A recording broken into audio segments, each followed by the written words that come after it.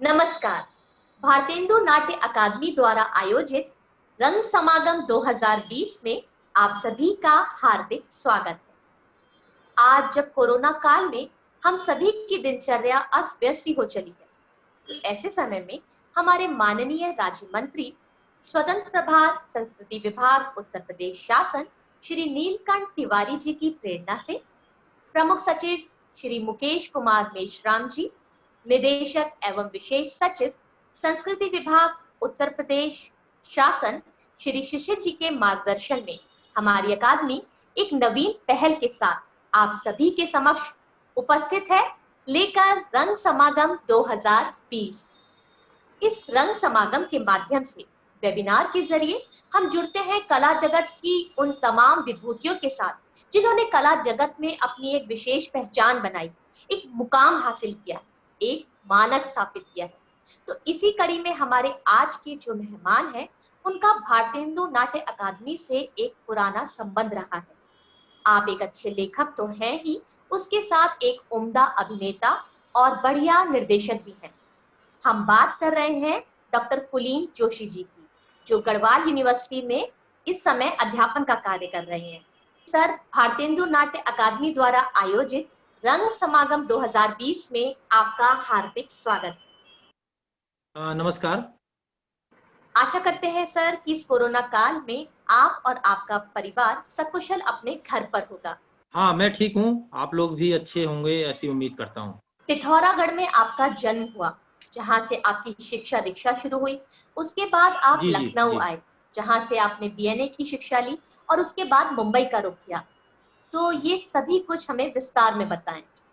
हाँ, विस्तार में कुछ इस तरह से है कि जैसा पिथौरागढ़ की अगर हम भौगोलिक स्थिति की बात करें, तो ये उत्तराखंड राज्य का सीमांत जनपद है और इसकी सीमाएं एक ओर नेपाल से मिलती हैं तो दूसरी ओर चीन से।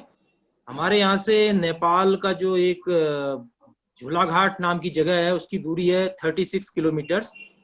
और जो नेपाल का वो सॉरी चीन का जो तिब्बत वाला हिस्सा आता है, उसकी सीमा भी हमारे अच्छा। जिले से बनती है। अगर मैं ये कहूँ कि लगभग 150-200 किलोमीटर में हमारा चीन की सीमाएं हमारे जिले से मिलती हैं, तो शायद गलत नहीं होगा। तो एक ऐसी भौगोलिक दृष्टिकोण से एक सीमांत जनपद से मेरा ताल्लुक है और मैं यहीं का रहने वाला हूँ। मेरी सारी पढ़ाई लिखाई यहीं पर हुई। खास तौर से एमए मैंने हिंदी लिटरेचर में किया। उससे पहले मेरा जो ज्योग्राफी, इकोनॉमिक्स और पॉलिटिकल साइंस में मेरा ग्रेजुएशन था। तो फिर उसके बाद मैंने अचानक जी। हिंदी से एमए करने के बारे में सोचा और तब तक मेरा जुड़ाव रंगमंच से हो गया था। पिथौरागढ़ में एक संस्था है अभिनय नाट्य मंच, जिसको रन करते अच्छा। हैं एहसान बख्श, जो खुद राष्ट्रीय नाट्य विद्यालय के स्नातक रहे हैं। तो उनके माध्यम से मेरी रंगमंच में शिक्षण प्रशिक्षण का जो प्रारंभिक काम होता है, जैसे कि हम लोग एमेच्योर ग्रुप्स के साथ काम शुरू करते हैं, तो उस तरह का काम मेरा एहसान बख्श जी के साथ शुरू हुआ। तो उसके बाद तो फिर जो आपने को बताई है कि फिर बीएनए का पढ़ाव और इस तरह से यात्रा आगे बढ़ती रही। लेकिन जो इससे पहले मेरा जो रंगमंच में आने से पहले मेरा जो क्षेत्र रहा वो रहा डिबेट्स वगैरह, यानी वाद विवाद प्रतियोगिताओं में मैंने बहुत भागीदारी करी। मैं निबंध बहुत अच्छे लिखता था, यानी मंच से बोलने का एक अच्छा। शौक था, एक शऊर कुछ विकसित हो गया था। तो इस तरह से होता रहा और फिर वो बाद में जो वाद विवाद प्रतियोगिताओं में बात करने का जो सिलसिला था, वो धीरे धीरे अभिनय की तरफ चला गया। और अगर वो बीएनए जाने का मौका नहीं मिलता तो शायद वो पता नहीं कितने समय तक एमेच्योर ग्रुप में काम करते या कितना कंटिन्यू हो पाता, जी। कह नहीं सकते हैं। लेकिन इत्तेफाक ये था कि भारतेंदु नाट्य अकादमी में प्रशिक्षण का अवसर प्राप्त हुआ और ठीक उसी समय मुझे मानव संसाधन विकास मंत्रालय की ओर से जो स्कॉलरशिप मिलती है, उस समय 2000 रुपया हुआ करती थी, तो वो भी मिली 2001 से 2003 के बीच में। तो एक फाइनेंशियल क्राइसिस भी नहीं था घर से भी, मतलब क्योंकि घर के हालात तो ऐसे थे नहीं कि हम बीएनए में ओके। पैसा दे करके पढ़ पाए, क्योंकि उस समय फीस लगती थी, उस समय स्कॉलरशिप थी नहीं। तो वो जो बड़ी मदद हुई भारत सरकार की ओर से, जो स्कॉलरशिप मिली, उससे वहाँ का खर्चा हो गया और घर वालों के ऊपर कोई अनावश्यक वजन भी नहीं पड़ा। और फिर बीएनए की पढ़ाई शुरू हो गई। फिर उसके बाद तो धीरे धीरे कुछ न कुछ होता ही रहा। तो ये है पूरी यात्रा। बाकी बम्बई का जहाँ तक आपने जिक्र किया, बम्बई तो मेरा ऐसा है कि मैं बम्बई जी। में बहुत ज्यादा नहीं रहा। मैं 2001 से 2003 में मैं बीएनए का पास आउट हुआ और उसके बाद लगभग 1 साल तक मैं लखनऊ में काम करता रहा, तमाम इप्टा के साथ, तमाम ग्रुप्स के साथ, ललित सिंह पोखरिया जी के साथ या बहुत सारी संस्थाओं के साथ मैं काम करता रहा। जहाँ से जो भी बुलाता था मैं उनके साथ फ्रीलांस करता था, यानी पूरे लखनऊ में घूम घूम के रंगमंच करता था, अलग अलग अलग संस्थाओं के साथ। किसी के साथ लाइट डिजाइन कर रहा हूँ तो किसी के साथ सेट कर रहा हूँ, कहीं कुछ अभिनय का काम मिल गया तो वो कर लिया। अच्छा। आकाशवाणी में रमा अरुण त्रिवेदी मैम हुआ करती थी उस समय, तो उनके साथ बहुत सारी वार्ताएं लिखता था, लिखने में भी मेरा हाथ ठीक ठाक था, तो मेरी बहुत सारी वार्ताएं वहां से प्रसारित जी। हुई। एक उत्तरायण उत्तरायण कार्यक्रम चलता था, उसके लिए मैंने बहुत सारे टॉक्स लिखी। फिर उसके बाद रमा मैम ने ही मुझे जगदीश गांधी जी के यहाँ, कोई रूपाली चंद्रा मैम थी, वो फिल्म बना रही थी, तो उनसे मिलाया। तो गांधी जी के जीवन पर पथिक नाम से एक फिल्म की स्टोरी, स्क्रीन प्ले, डायलॉग मैंने लिखा और उनके साथ मिलकर डायरेक्शन भी किया। तो जगदीश गांधी जी के जीवन के ऊपर था, तो बड़ा प्रभावित हुआ मैं गांधी जी से। यानी कि मतलब कैसे उन्होंने 5 विद्यार्थियों जी। से अपना स्कूल शुरू किया और उस समय उसमें 32,000 विद्यार्थी पढ़ते थे, सन 2004 की बात है। अभी तो लगभग 45 या 50,000 के हम्म। आसपास बच्चे उस स्कूल में पढ़ते होंगे और वो Guinness book of world record में उस स्कूल का नाम दर्ज है। हम्म। तो वो रमा मैम के माध्यम से उसमें मुझे काम करने को मौका मिला जी। जी। और उसमें मैंने 6 महीने तक रिसर्च वर्क किया। जगदीश गांधी जी का मामला ये था कि उनके यहाँ बोरों में फोटोग्राफ पड़े हुए थे। तो मेरे हम्म। पास मुझे उन्होंने एक चिट्ठी दे रखी थी कि mister Kulin Kumar Joshi who is going to direct a film on me, he hmm. Can visit any branch any time anywhere, ऐसा कुछ एक लेटर दिया था। तो मैं जगदीश गांधी जी के यहाँ से मैंने बोरे में से उनकी जवानी की फोटो निकाली कि वो जवानी में कैसे दिखते हम्म। हैं और उनकी पत्नी सुनीता गांधी जी कैसी दिखती थी। तो बिल्कुल उन फोटो को ले जाके मैं उनकी प्रेयर्स में चला जाता था और जब प्रेयर्स में जाता था तो मुझे हम्म। मालूम था ये काम बहुत महत्वपूर्ण है। तो मैं उसी चेहरे की लड़की, यानी हम्म। उस महिला का किरदार करने के लिए, सुनीता गांधी जी का की भूमिका करने के लिए मैंने वैसे ही चेहरे की एक बालिका को ढूंढा, पता नहीं कौन सी ब्रांच से, अब तो मुझे याद नहीं है। और ठीक वैसे ही जैसे गांधी जी उस उम्र में दिखते थे, उनके उनके जैसे ही चेहरे वाले एक विद्यार्थी को मैंने ढूंढा, जैसे वो लिखते थे दिखते थे एकदम डिक्टो। तो मैं चले जाता था उनकी हम्म। प्रेयर्स में, हजारों विद्यार्थी हर ब्रांच में, तो उनको मैंने ढूंढ के निकाला, फिर उनके संग थोड़ी वर्कशॉप्स करी और हम्म। फिर उनसे एक्टिंग कराई और उस फिल्म की शूटिंग करी हमने नैनीताल में, सिकंदरा राव में, अलीगढ़ में, लखनऊ यूनिवर्सिटीज में, लखनऊ के अच्छा। पार्कों में। तो गांधी जी के साथ भी बहुत कुछ सीखने को मिला मुझे। मैं साइकिल से पूरी लखनऊ में यात्रा करता था। तो एक बार ऐसा हुआ कि गांधी जी ने मुझे 6 बजे बुलाया था, हम लोकेशन हंटिंग के लिए जाने वाले थे। वो मतलब जो उसमें ये उस दिन का हमने अगले दिन ये शूट का प्लान किया था कि जिस जगह पर गांधी जी पहली बार आकर के लखनऊ में हम्म। रुकते हैं अपना स्कूल शुरू करने से पहले, वो मकान की लोकेशन क्या है और वो कहाँ पर आए, कौन सा मकान है, क्या है, इसकी ये लोकेशन हमने फाइनल करनी थी। और मैं गांधी जी के पास बैठा था, 6 बजे उन्होंने मुझे बुला दिया था, 9 बज गया था और 3 घंटे तक गांधी जी केवल चेक में हम्म। साइन करते रहे। तो मेरा भी जो है पेशेंस जवाब दे गया। फिर मुझे 9 बजे कमरे में हम्म। आना होता था, फिर मैं साइकिल से पूरा उसको नापता, गोमती नगर में मैं एकेडमी के पास ही कहीं किराए में रहता था। हम्म। तो मैंने गांधी जी से कहा, मैंने कहा सर ऐसा है, अब जो है कल का पोस्टपोन करते हैं, परसों शूटिंग करेंगे, कल चलते हैं। तो गांधी जी मुझसे बोले अच्छा। कि नहीं जोशी, हो सकता है मैं कल इससे ज्यादा बिजी हो जाऊं, हम आज ही जाएंगे। हम्म। तो लगभग 9 साढ़े 9 बजे हम गांधी जी की नॉन एसी टाटा सूमो में चलते थे। वो बहुत ही साधारण हम्म। व्यक्तित्व, मतलब साधारण तरीके से जीवन जीने वाले व्यक्ति। तो फिर मैं भी मना नहीं कर पाया, जब वो खुद तैयार हो गए।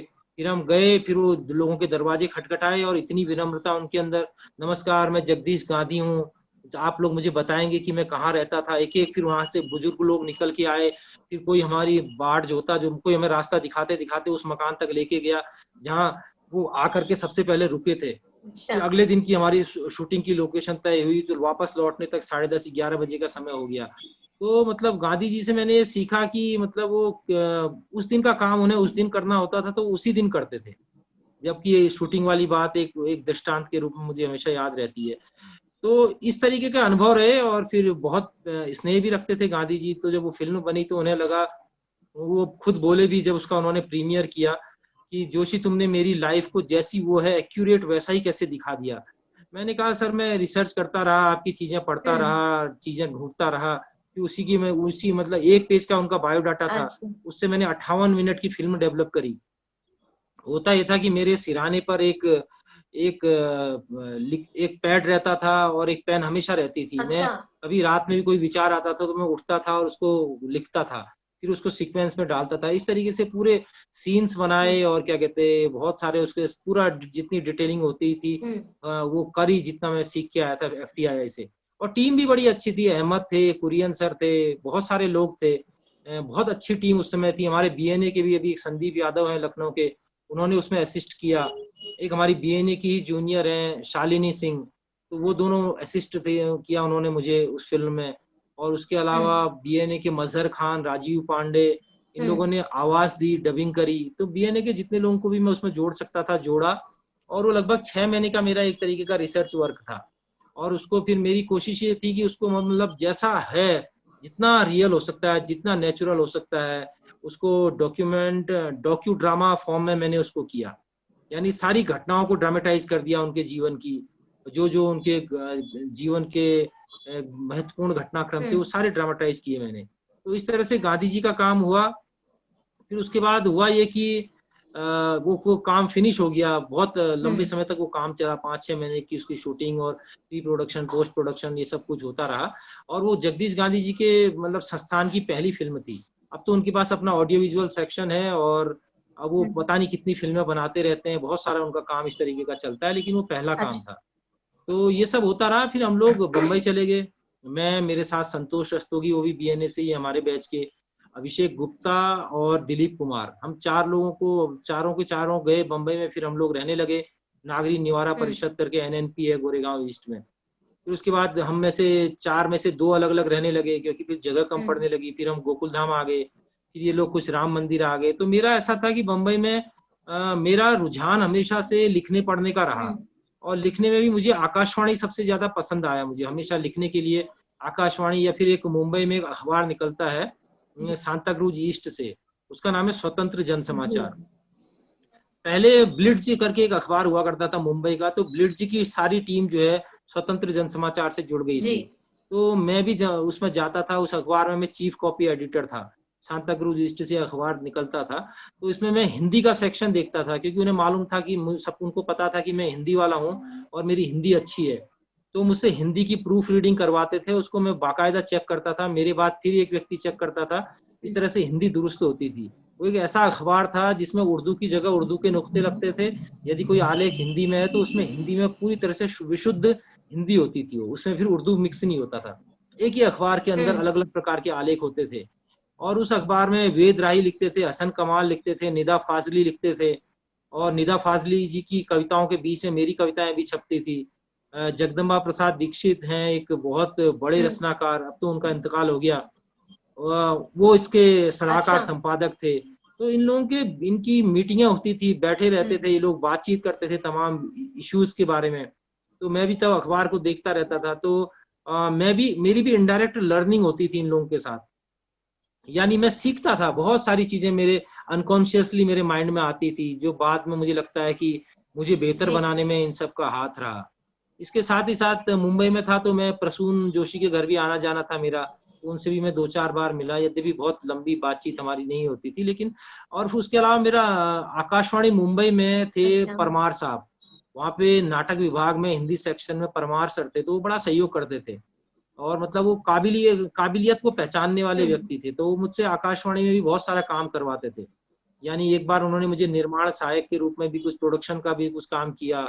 उनके लिए मैं लिखता था आकाशवाणी के लिए बहुत सारी चीजें। रंगमंच के बारे में बहुत सारी मेरी वार्ताएं प्रसारित हुई, मेरे कविता पाठ बहुत आकाशवाणी से प्रसारित हुए। तो कहने का मतलब है, बंबई में जाकर के भी जो मुख्य धारा का जो सिनेमा है या टेलीविजन है, मुझे नहीं मालूम, मैंने बहुत ज्यादा एक्टिंग बंबई में की होगी।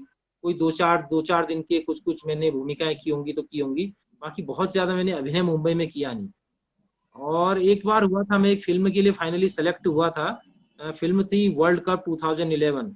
तो हुआ क्या कि मेरा एक फैमिली का बिजनेस भी है यहाँ, जो मतलब मेरी बैकग्राउंड है। तो हमारा क्या है कि नमकीन के निर्माण का काम है। नमकीन, जो पहाड़ की जो अनाज होते हैं यहाँ पे, पहाड़ में जो दालें होती हैं, हमारे पेरेंट्स यानी हमारा जो फैमिली बिजनेस है उसकी नमकीन बनाने का है। तो हुआ ये था कि इलाहाबाद में एक मेला लगता है, इलाहाबाद हाट, जो NCZCC है। तो उसमें मेरे पिताजी लगभग बहुत सारी नमकीन लेकर के आए थे।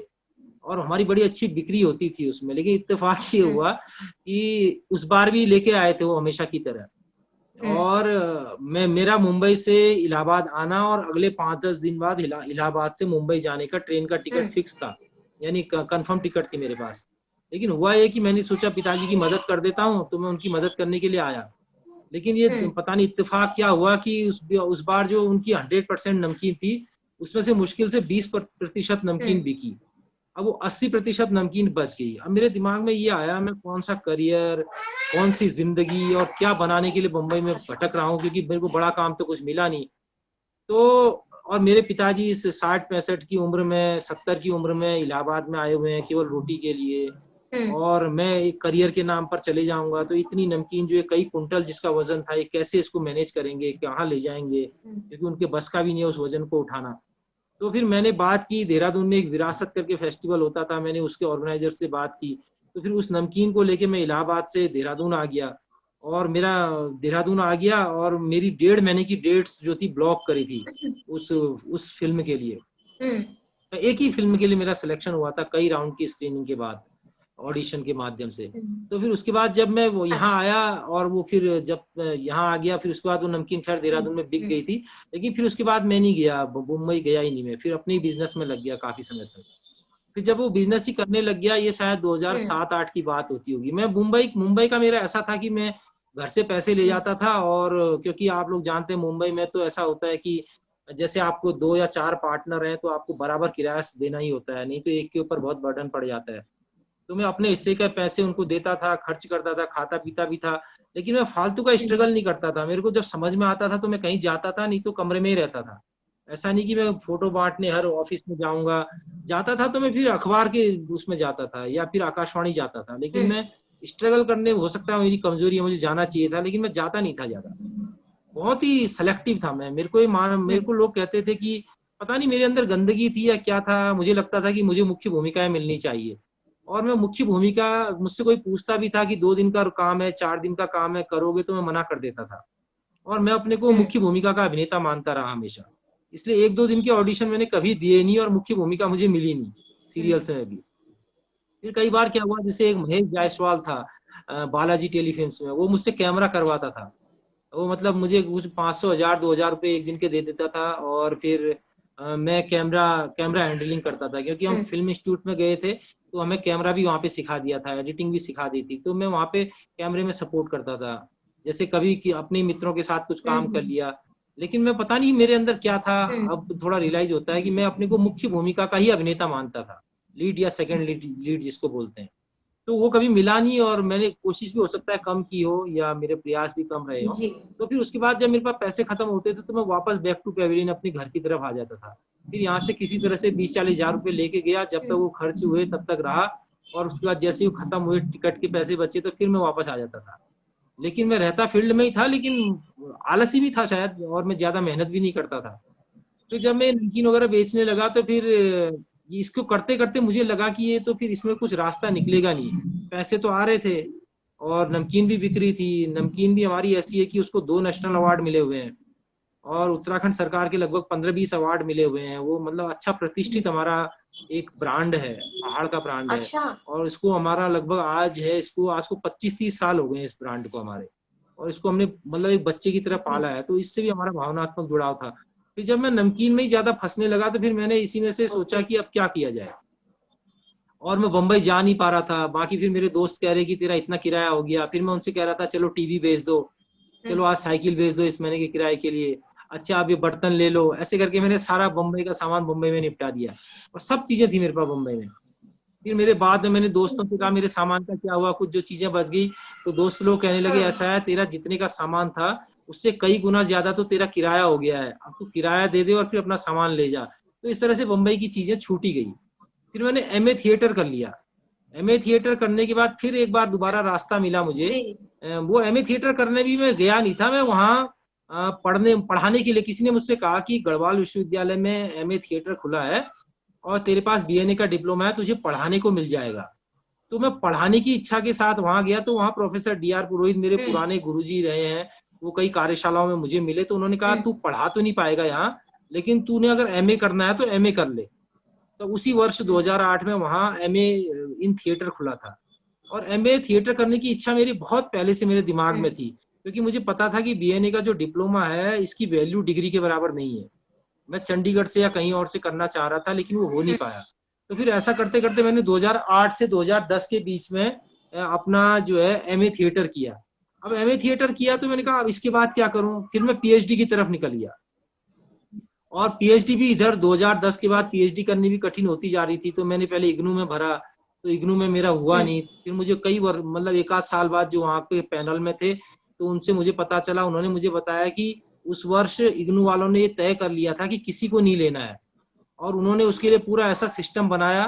पहले 3 या 4 लोगों का उन्होंने रिटन टेस्ट लिया, और 4 लोगों में से केवल अकेले मुझे रिटन में क्वालिफाई किया, और उसके बाद मुझे भी इंटरव्यू में फेल कर दिया। यानी उन्होंने कुल मिला के 0 सत्र करना था, और उसकी एक पूरी भूमिका बनाई थी सिस्टमेटिक तरीके से।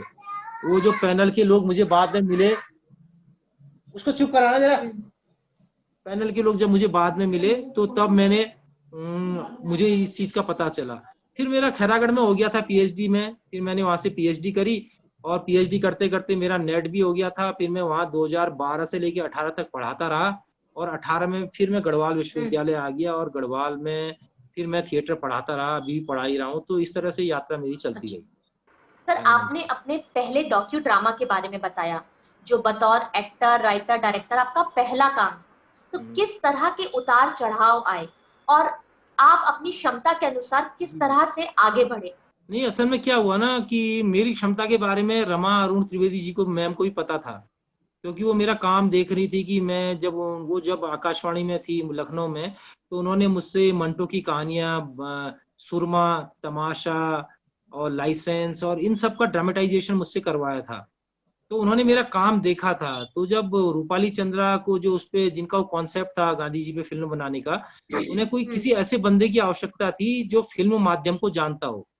और ये हमारी रमा मैम को पता था कि मैं फिल्म इंस्टीट्यूट से, हम लोग 3-4 महीने की ट्रेनिंग लेके आए हैं, तो इन्होंने मेरा नाम सजेस्ट किया। और उसके बाद उन्होंने मुझे गांधी जी का 1 पेज का बायोडाटा दिया। तो उस 1 पेज के बायोडाटा को मैंने पूरी फिल्म में डेवलप किया पूरा। और उसके लिए मैं बहुत काम करता था, एक एक लाइन पे बहुत दिनों तक लिखता था। उसमें कुछ पोइट्रीज भी मैंने लिखी, जब वो गांधी जी जा रहे हैं और विजुअल में गांधी जी चल रहे हैं और बैकग्राउंड में कुछ पंक्तियां चल रही हैं।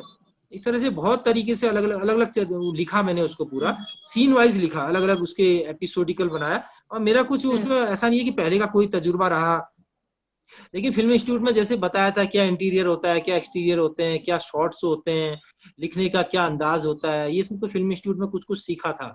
और उसका प्रायोगिक काम करने को भी तुरंत मिल गया, तो वो भी जल्दी से जल्दी हो गया। अगर शायद 2-4 साल बाद या 1-2 साल बाद उसको करने को होता तो शायद नहीं हो पाता, क्योंकि वो ताजी ताजी चीजें दिमाग में थी तो वो बन गया था। तो ये हुआ, दिक्कतें कुछ नहीं आई। होता क्या है कि जब आपकी क्षमताओं पे विश्वास करके कहीं आपको भेजा जाता है, तो आपकी जिम्मेदारी होती है कि आप प्रूफ करो कि आपको काम आता है। और आपको वास्तव में आता ही है, तभी सामने वाला आपको भेजता भी है। नहीं तो उनका भी अपना नाम है, प्रतिष्ठा है, वो क्यों खराब करेंगे? क्योंकि लोग तो बहुत हैं लखनऊ के अंदर, उन्होंने मुझे भेजा वहां, नहीं तो किसी को भी भेज सकते थे। उस समय भी लखनऊ में थिएटर और फिल्म होता ही था काम, सीरियल्स पे भी काम करते थे लोग ना। ये है। सर, आपने एहसान बख्श जी के साथ पहला नाटक किया, तो उनके साथ नाटक का पहला अनुभव कैसा रहा? अच्छा रहा। वो नाटक का नाम था वापसी। और एहसान बख्श जी की खासियत ये है कि वो बहुत अच्छे निर्देशक हैं, अभिनेता तो हैं ही, और मतलब टीचर बहुत अच्छे हैं। तो जब उन्होंने वापसी नाटक करवाया, वापसी था उसका टाइटल, और वो पहाड़ की पृष्ठभूमि पर था, तो उसमें एक भूमिका मैंने भी की, और वो मेरा पहला अभिनय था। पिथौरागढ़ में पहली बार मैंने अभिनय किया।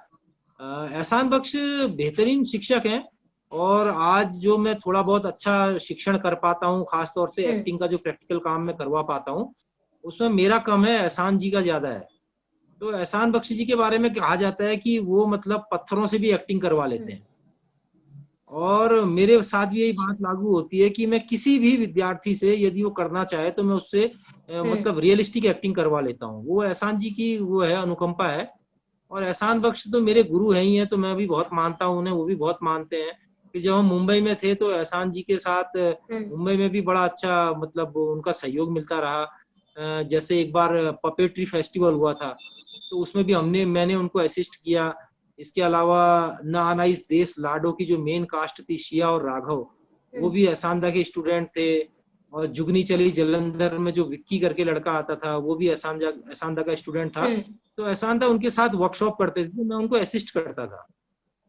वो मुझसे बहुत सारी भूमिकाएं करते थे, कभी वो शिया का मैं दोस्त बनता था, कभी फादर बनता था, कभी अंकल बनता था, कभी डॉक्टर बनता था, कभी कुछ अलग अलग उनके साथ वो लक्ष्मी स्टूडियो में और बहुत सारी जगह वर्कशॉप्स होती थी मुंबई में, तो उनके साथ में इम्प्रोवाइजेशन करता था। लेकिन एहसानदा का गजब का जादू था कि जब वो पहले दिन आए उस वर्कशॉप में, क्योंकि आप लोग जानते हैं कि मुंबई में जो कास्टिंग है वो चेहरा मोहरा देख करके हो जाती है पर्सनालिटी और ग्लैमर के आधार पर, लेकिन एक्टिंग उनको कितनी आती है ये बहुत ज्यादा होता नहीं है। तो एनएसडी के कुछ लोग हैं या बहुत अच्छे अच्छे रंग शिक्षक हैं, बहुत अच्छे एक्टिंग के टीचर हैं, जो उन्हें 15-20 दिन में मतलब स्क्रीन पे खड़े होने की तमीज सिखा देते हैं, और उनको इतना सिखा देते हैं कि वो आत्मविश्वास के साथ काम करने लगते हैं। तो ऐसा ही शिया और राघव के साथ भी था। और जब 15 दिन की एहसानदा के साथ उन्होंने वर्कशॉप करी तो उसके बाद जबरदस्त परिवर्तन उनके अंदर था। ये तो एहसान जी की खासियत है ही है। और उनके साथ करते करते मैंने भी बहुत कुछ सीखा है। तो वो बहुत मेहनत करते हैं और बहुत डिटेलिंग में काम करते हैं, रियलिस्टिक एक्टिंग के बहुत अच्छे टीचर हैं वो। और एनएसडी के और भी लोग होंगे। फिर जब ये बात हो गई, जब शिया राघव को अभिनय सिखाने का काम हो गया, तो उसके बाद एक और विद्यार्थी की, एक और मतलब व्यक्ति की आवश्यकता थी उनको, जो था हरियाणवी टंग उसको सिखाना था, हरियाणवी डायलेक्ट सिखाना था। तो हमारे एक बीएनए के हैं राम मेहर जांगड़ा, तो मुझसे एहसानदा ने कहा कोई ऐसा बंदा बताओ जो इनको हरियाणवी सिखा सके। तो तुरंत मेरे दिमाग में राम मेहर जांगड़ा का नाम आया। तो फिर मैंने राम मेहर जांगड़ा को एहसानदा से इंट्रोड्यूस करा दिया। और राम मेहर जांगड़ा आज भी कहता है कि मुंबई में मेरी एंट्री कुलिन दादा की वजह से हुई है, जबकि इसमें सच्चाई मेरी इतनी है, ईमानदारी केवल इतनी है कि मैंने जब मुझसे पूछा गया कि कोई हरियाणवी डायलेक्ट सिखाने वाला बंदा बताओ, तो मैंने उसका नाम रिकमेंड कर दिया। बाकी तो उसकी अपनी मेहनत है, मैं किसी का भाग्य क्या बनाऊंगा या किसी की एंट्री क्या कराऊंगा, लेकिन वो मानता है, ये बड़ी बात है। लेकिन उसका खुद का ही है, वो हरियाणवी डायलेक्ट सिखाने के लिए उस सीरियल में उसकी एंट्री होती है न आना इस देश लाडो में, फिर वो अभिनय करने लगता है। तो इस तरीके की यात्रा रही है राम मेहर की। सर, जैसा कि आपने अभी बताया कि आपके गुरु पत्थर से भी एक्टिंग करवा लेते थे, तो आप किस पर ज्यादा बिलीव करते हैं, एक बॉर्न एक्टर पर या एक प्रैक्टिस्ड एक्टर पर? देखिए, बॉर्न जैसा तो कुछ होता नहीं है। अगर आप जिसको बॉर्न एक्टर कहोगे उससे मैं अपवाद कहूंगा, और अपवाद का कोई नियम नहीं होता। जैसे क्या कहते हैं, ये दरशील सफारी है, वो जो आमिर खान साहब की फिल्म का एक एक्टर है, कितना छोटा अच्छा अभिनेता है और कितना बेहतरीन हाथ तारे जमीन पर, कितना बेहतरीन उसने अभिनय किया है। ये अपवाद है, इसके आधार पर नियम नहीं बन सकते। मतलब ऐसे बच्चे जिनको आप सीरियल्स में अभिनय करते हुए देखते हैं, उनकी संख्या अगर हिंदुस्तान में अभिनय करने वाले लोगों की कुल संख्या के अनुपात में देखोगे तो मुश्किल से 1% होगा वो, या हो सकता है 1% से भी कम हो। जबकि वास्तविकता ये होती है कि अभिनय की तमीज आते आते 10-20 साल लग जाते हैं। 2-4 साल तो खड़े होने, हाथों का क्या करें मंच पे आकर के, इन हाथों को कहाँ रखें, जेब में रखते हैं तो दिखता है, सामने फैलाते हैं तो एग्जिजरेटेड एक्टिंग होती है, इनका क्या करें, ये हाथों को संभालने में समय लग जाता है जी। या खुद, क्योंकि उसमें ऐसा होता है कि ये जो बॉर्न एक्टर वाली बात है, 2 तरीके होते हैं लर्निंग के, मेरा ही मानना है। एक तो ऐसा है कि कोई अच्छा गुरु आपको मिले, और या फिर आप खुद से सीखो। जैसे इंडस्ट्री में अब आप कहेंगे बहुत सारे ऐसे अभिनेता हैं जिन्होंने किसी ट्रेनिंग इंस्टीट्यूट से ट्रेनिंग नहीं ली है तो वो बड़े अभिनेता हैं। वो कैसे हैं? अगर ट्रेनिंग जरूरी है तो उन्होंने हो सकता है कि खुद से सीखा हो, हॉलीवुड की फिल्मों को देख करके, बॉलीवुड की फिल्मों को देख करके, अच्छी एक्टिंग को देख करके, उसका खुद से अभ्यास करके। जैसे संगीत सीखने के लिए भी है कि कोई तो गुरु के माध्यम से जाकर के सीखता है बाकायदा, और कोई अगर बंदा सुबह से शाम तक अगर रियाज कर रहा है और गलती से उसका रियाज सही ट्रैक पे है तो वो तो गायक बन ही जाएगा। ठीक इसी तरह से एक्टिंग में भी है, बशर्ते कि हम लोग जो है सही डायरेक्शन में मेहनत करें। अब अगर जैसे होता क्या है कि जैसे ड्रामा इंस्टीट्यूट्स हैं, जैसे एनएसडी है, बीएनए है, तो ऐसी जगहों में जाकर के, क्योंकि गुरु लोग होते हैं और अगर गुरु लोग सही चीजें आपको सिखाते हैं तो आपकी राह आसान हो जाती है। इसीलिए मुझे लगता, अगर आप ये माने कि अगर बॉर्न एक्टिंग ही होती और एक्टिंग सिखाई नहीं जा सकती, मैं तो केवल एक्टिंग की बात करूंगा, तो ये इंस्टीट्यूट किस लिए खुले हैं? एनएसडी है सन 60 के आसपास खुल गया, बीएनए 75 में खुल गया, मध्य प्रदेश नाट्य विद्यालय खुल गया, अभी अभी खुला है। इसके बाद अलावा हिमाचल सांस्कृतिक शोध संस्थान एवं नाट्य अकादमी मंडी में है। इसके अलावा श्री राम सेंटर वाले ट्रेनिंग देते हैं। इसके अलावा देश में सैकड़ों कार्यशालाएं होती हैं। इसके अलावा इस देश के कई जगह रंगमंच में एमए विषय है, बीए विषय है, या एक्टिंग की अगर प्रोफेशनल ट्रेनिंग देने वाले संस्थान देख लो, कम से कम 15-20 संस्थान बंबई के अंदर होंगे, 5-7 संस्थान दिल्ली के अंदर होंगे, हर शहर में 1-2 संस्थान जो बाकायदा ट्रेनिंग दे रहे हैं। इसके अलावा जो एमेच्योर थिएटर में जैसे हम लोग ट्रेंड होते हैं, उसको भी कोई कम बड़ा संस्थान नहीं मानना चाहिए, क्योंकि सबकी शुरुआत तो वहीं से होती है। जो एमेच्योर थिएटर के हमारे गुरु लोग हैं, वो तो हमें खड़ा होना सिखाते हैं, हमें पहली तमीज, जैसे हमारे घर में हमारी माँ लोग सिखाते हैं कि क्या बोलना है, कैसे कपड़े पहनने हैं, कैसे उठना बैठना है, ऐसे थिएटर की हमारी तमीज एमेच्योर ग्रुप के हमारे गुरु लोग सिखाते हैं।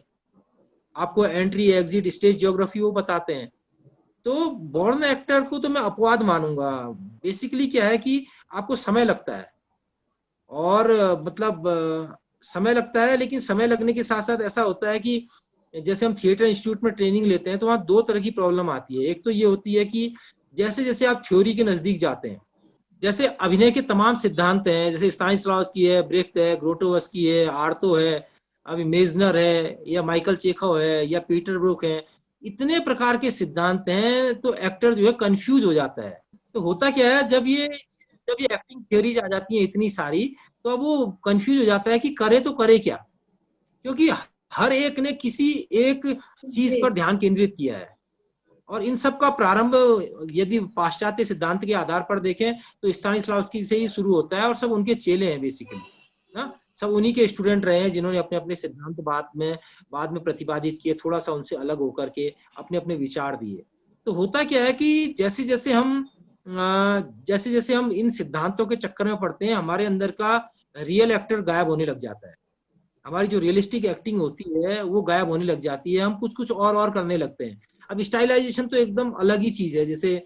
जैसे हमारे संस्कृत रंगमंच के जितने नाटक हैं, या ऐसे नाटक जो पीरियड प्ले हैं, जैसे हम विलियम शेक्सपियर के नाटक देखें, तो ये तो सब एग्जिजरेटेड फॉर्म के नाटक हैं, ये रियलिस्टिक नाटक है नहीं। अब एक्टिंग की जो सबसे अच्छी जो शैली मानी जाती है वो रियलिज्म माना जाता है, कि हम अभिनय करें और लगे ही नहीं कि हम अभिनय कर रहे हैं, वो रियल जैसा। जैसे सारे बड़े अभिनेताओं को आप देखो, उनका काम ऐसा ही लगता है। कहने का मतलब क्या है, अब इसमें ये होता है कि अगर आप इन सारी थ्योरीज के चक्कर में पड़ गए तो आप परेशान हो जाएंगे, आप कर नहीं पाएंगे, फिर हमेशा डाउट में रहेंगे आप। एक तरीका ये हो सकता है कि सारे सिद्धांतों को पढ़ो और सबको भूल जाओ। दूसरा तरीका ये हो सकता है कि इन 5 सिद्धांतों में से कोई एक सिद्धांत अपना लो और उसके रास्ते उसके हिसाब से अपनी यात्रा जारी रखो। और हो सकता है कि अलग अलग किरदारों को करने के लिए आपको अलग अलग सिद्धांत आपके करीब बैठे, तो आप उस समय चूज कर लो उसे, यदि जो आपको लगता है कि ये इसमें फिट बैठेगा ना। और बाकी तो एक ही बात है कि महसूस करो और उसको करने दो। और उसमें वही है कि करना है और वो दिखाना नहीं है ना। शो ऑफ की तरफ चले जाते हैं तो फिर वो नेचुरल नहीं होता, आर्टिफिशियल हो जाता है। जैसे अगर दिल से कोई बात निकल रही है और दिल पे आ रही है तो बस परफेक्ट है, इतना ही तो होता है, और क्या है। आपने इन 5 सिद्धांतों में से कौन सा सिद्धांत अपनाया? जी नहीं, ये तो ऐसा है, आवश्यकता अनुसार बदलता रहता है। जैसे मैं तो रियलिज्म का ही टीचर हूँ। देखिए, मैं तो रियलिस्टिक एक्टिंग ही सिखाता हूँ। अच्छा। और अगर आप क्या कहते हैं यूट्यूब में कुलीन कुमार जोशी या सूरज सिंह डालेंगे तो आप मेरी बात को यकीन भी मानेंगे कि मैं ना विद्यार्थियों को हाथ भी नहीं चलाने देता एक्स्ट्रा। होता क्या है कि हम लोग एग्जिजरेटेड करते हैं एक्टिंग। जैसे मंच पे हम सब कुछ एग्जिजरेट करते हैं। यानी हमारा बोलना हमें सिखाया जाता है कि जो सबसे अंतिम पंक्ति में बैठा हुआ जो दर्शक है उस तक हमारी आवाज पहुंचनी चाहिए, जबकि ये मेरे हिसाब से गलत है। मतलब थिएटर की एक्टिंग में जो सिखाया जाता है, होता क्या है कि मेरा मानना ये है कि मैं अभिनय ऐसा करूं कि जो पंक्ति में सबसे पीछे बैठा हुआ आदमी है वो मेरे अभिनय को और मेरे द्वारा बोले जाने वाले शब्दों की तरफ अपने ध्यान को केंद्रित करे। क्योंकि आप देखेंगे कि जैसे ही आप ऊंची आवाज में बोलते हैं आपकी आवाज का स्वर बदल जाता है, आप चीखने की तरफ बढ़ जाते हैं, उसकी जो नेचुरल वॉइस होती है वो गायब हो जाती है, उसमें एक आर्टिफिशियल टोन आ जाती है, कम से कम रियल तो वो नहीं रहता। आप थिएटर के विद्यार्थी से तो कहेंगे कि अंतिम पंक्ति में बैठे हुए अंतिम व्यक्ति तक आपकी आवाज पहुंचनी चाहिए और उसका आप रियाज कराएंगे। लेकिन ठीक यही बात अगर हम संगीत के बारे में कहें तो, और संगीत का जो विद्यार्थी है अगर उसने मंद्र सप्तक में गाना है तो आप उससे कहेंगे तार सप्तक में गाए, नहीं हो सकता ना।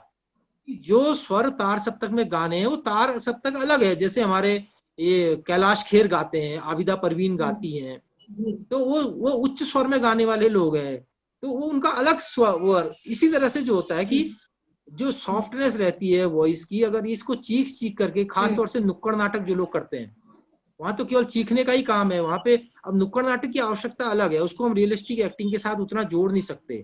इसलिए आप देखिए कहीं भी ड्रामा स्कूल्स में जब एक्टिंग पढ़ाई जाती है, मैं तो कई जगह देखा है, या हमारे विश्वविद्यालय में भी थिएटर पढ़ाया जाता है, तो वहाँ नुक्कड़ नाटक को सिलेबस में नहीं रखा है।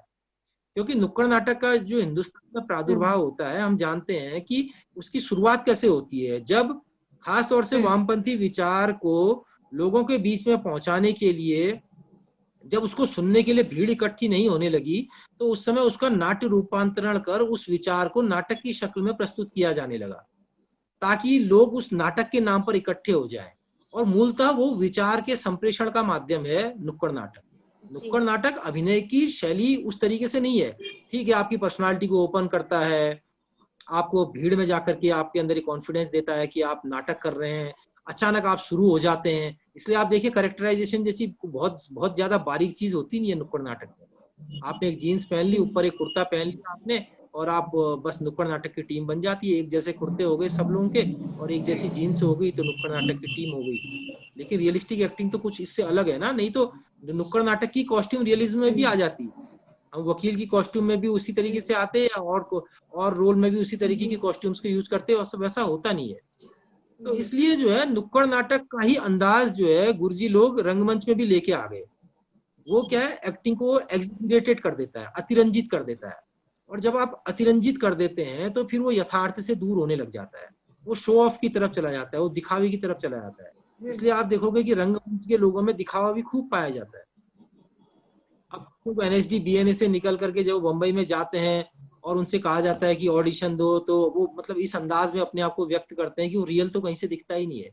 अब किसी के अगर समझ में आता है तो अपने आप को टोन डाउन कर लेता है, टोन डाउन कर लेता है तो उसको काम मिलने लग जाता है, फिर वो सक्सेस भी हो जाता है। धीरे धीरे वो रियलिज्म को पकड़ लेता है, क्योंकि जहाँ कैमरा लगता है तो कैमरा तो आपके अंदर क्या चल रहा है ये भी बता देता है, बाहर की बात तो आप छोड़ ही दीजिए।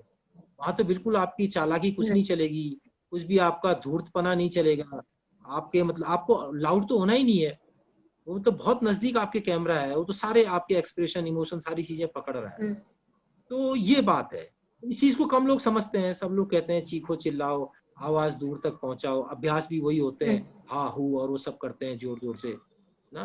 तो मुझे नहीं लगता कि वो बहुत काम का है, क्योंकि वो लाउड कर देगा, लाउड कर देगा तो फिर आप सॉफ्ट नहीं रह जाएंगे, मेरा ये मानना है। सर, आपने बतौर एक्टर, डायरेक्टर, राइटर बहुत काम किया और मुंबई जाने के बावजूद आप रंगमंच से जुड़े रहे, रंगमंच का काम नहीं छोड़ा। तो आज की युवा पीढ़ी के बारे में आप क्या कहना चाहेंगे, जो फिल्म में काम के लिए रंगमंच को एक सीढ़ी के रूप में मानते हैं और फिल्म में काम मिलते ही वो रंगमंच को छोड़ देते हैं? तो इस बारे में आपका क्या कहना है? असल में क्या है ना, कोई फार्मूला नहीं हो सकता। देखिए ऐसा है कि जब ये टेलीविजन नया नया आया तब थिएटर में ये बात कही गई कि टेलीविजन जो है थिएटर को खा जाएगा, थिएटर समाप्त हो जाएगा, या अब लोग थिएटर नहीं करेंगे। ठीक है, और एनएसडी और बीएनए पर भी आरोप लगता है कि यहाँ से पास आउट होने वाले बच्चे बम्बई चले जाते हैं, या ये जो है कि ये मतलब ये नर्सरी तैयार करते हैं फिल्म और मीडिया के लिए। असल बात ये है ना कि जब हमारा जो हिंदी भाषी जो रंगमंच है, ये स्थिति केवल हिंदी भाषी रंगमंच में है। यदि आप गुजरात का, महाराष्ट्र का और पश्चिम बंगाल का रंगमंच देखिए तो वहां पे स्टार अभिनेता हैं जो थिएटर करते हैं, और जिनके शो कई दिनों तक हाउसफुल चलते हैं। कम से कम 5-7 दिन के लिए उनका शो लगता है, जिसे मराठा मंदिर में पुणे में लगता है, मुझे याद है जब हम वहां फिर गए थे तो देख रहे थे। तो उनके जो स्टार अभिनेता हैं जैसे मनोज जोशी हैं मराठी के, वो जितना टेलीविजन करते हैं उतना ही वो थिएटर करते हैं, और उनको एडजस्ट करनी पड़ती है डेट टेलीविजन के साथ अपने थिएटर की।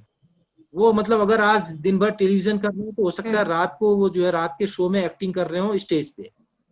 तो वहां पर ऐसा कल्चर है क्या, ये जो हिंदी की जो बेल्ट है जिसमें हमारा क्या कहते हैं अपना अच्छा। उत्तर प्रदेश, उत्तराखंड, पंजाब, हरियाणा, दिल्ली, मध्य प्रदेश और ये जितने हिंदी भाषी राज्य हैं, राजस्थान, है क्या है, यहाँ का रंगमंच की स्थिति ये है कि ये सबका है और किसी का नहीं है।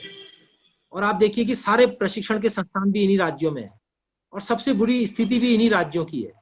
कारण क्या है, हम लोगों ने, हो सकता है रंगमंच बहुत अच्छा न किया हो, या हो सकता है कि हमने एक ऑडियंस डेवलप नहीं की। ऑडियंस डेवलप भी हुई तो मंडी हाउस में जो ऑडियंस डेवलप हुई वो बहुत ही, मतलब बहुत कम लोग हैं। मंडी हाउस का जो थिएटर है वो एलीट थिएटर है, एलीट यानी अभिजात्य रंगमंच है। वो जो है 200-500 रुपए का टिकट लेते हैं और उसके बाद नाटक देखने आते हैं। तो मंडी हाउस में एनएसडी के या जो भी शोज लगते हैं उनके, तो अभी क्या है, एक और वहां पर क्या है कि सैटरडे संडे को जो है लोग अपने तनाव को भगाने के लिए हास्य नाटक देखने जाते हैं। यानी कॉमेडी की जबरदस्त मार्केट है दिल्ली में। मुझे लखनऊ का मालूम नहीं लखनऊ में क्या है। वहां सैटरडे संडे को अगर आपके पास कोई अच्छा जी। कॉमिक प्ले है और तो क्या कहते हैं, उसके टिकट्स बिकने ही बिकने हैं। लोग वहां एक एक साल के लिए अपने सैटरडे संडे के सारे टिकट्स, सारे हॉल्स बुक करके लोगों ने रखे हुए हैं, फिर वो दूसरे तीसरे लोगों को देते हैं। तो कॉमेडी का मार्केट है। क्योंकि जी। अगर जैसे जैसे आप देखिए कि कपिल शर्मा जी के शोज को सबसे ज्यादा टीआरपी है इस देश में। उनका शो बहुत अच्छा चलता है, जो कॉमेडी ये कपिल शर्मा शो है, ठीक है। तो है क्या कि लोग रंगमंच में अपने आजकल का जो तनाव है, जो उनकी परेशानियां हैं, उस सबसे रिलीफ पाने के लिए जाते हैं। और हम रंगकर्मी क्या करते हैं, कई बार हमारे नाटक इतने भारी हो जाते हैं कि हम खुद ही अभिनय करते हैं, खुद ही निर्देशन करते हैं और खुद ही उस नाटक को समझते भी है। समझ रहे? तो अगर ऐसे नाटक होंगे तो फिर उसको देखने दर्शक नहीं आएगा। मतलब नाटक लोगों को ना हल्का फुल्का चाहिए। इसलिए देखिए टेलीविजन से लेकर के सारे सीरियल, फिल्में देखिए कैसी बन रही है। सबको कोई गंभीर मनोरंजन की तरफ कोई जा नहीं रहा, ना गंभीर लेखन हो रहा है, ना गंभीर चीजों को पढ़ने की तरफ लोगों का रुझान है। अब वही है कि हम कितनी चालाकी से उसी हल्के फुल्के के अंदर जो जो हमें मैसेज देना है या जो जो चीजें हमें करनी है, उसको हम कैसे उसके अंदर पिरोते हैं, ये हमारी काबिलियत है। इसलिए कॉमेडी शोज का तो दिल्ली में तो मार्केट है ही है। सैटरडे संडे को वहां पे लोग देखने जाते हैं। जी, यहाँ मेरा प्रश्न ये है कि अभी भी बहुत सारे शहरों में नाटकों को उतना दर्जा नहीं मिला है, उतना महत्व नहीं मिला है। लोग मनोरंजन के लिए अभी भी फिल्म देखना ज्यादा पसंद करते हैं। तो आपका इस बारे में क्या कहना है? क्या हम एक्टर्स में ही कमी है या लोगों का रुझान ही दूसरी तरफ? नहीं, असल में चक्कर क्या है ना, देखिए कोई आपका नाटक देखने क्यों जाए? क्योंकि कम से कम 30 मिनट का नाटक होता है, सबसे छोटा यदि नाटक भी है, और उसकी लेंथ आगे बढ़ के 2-2.5 घंटे तक होती है।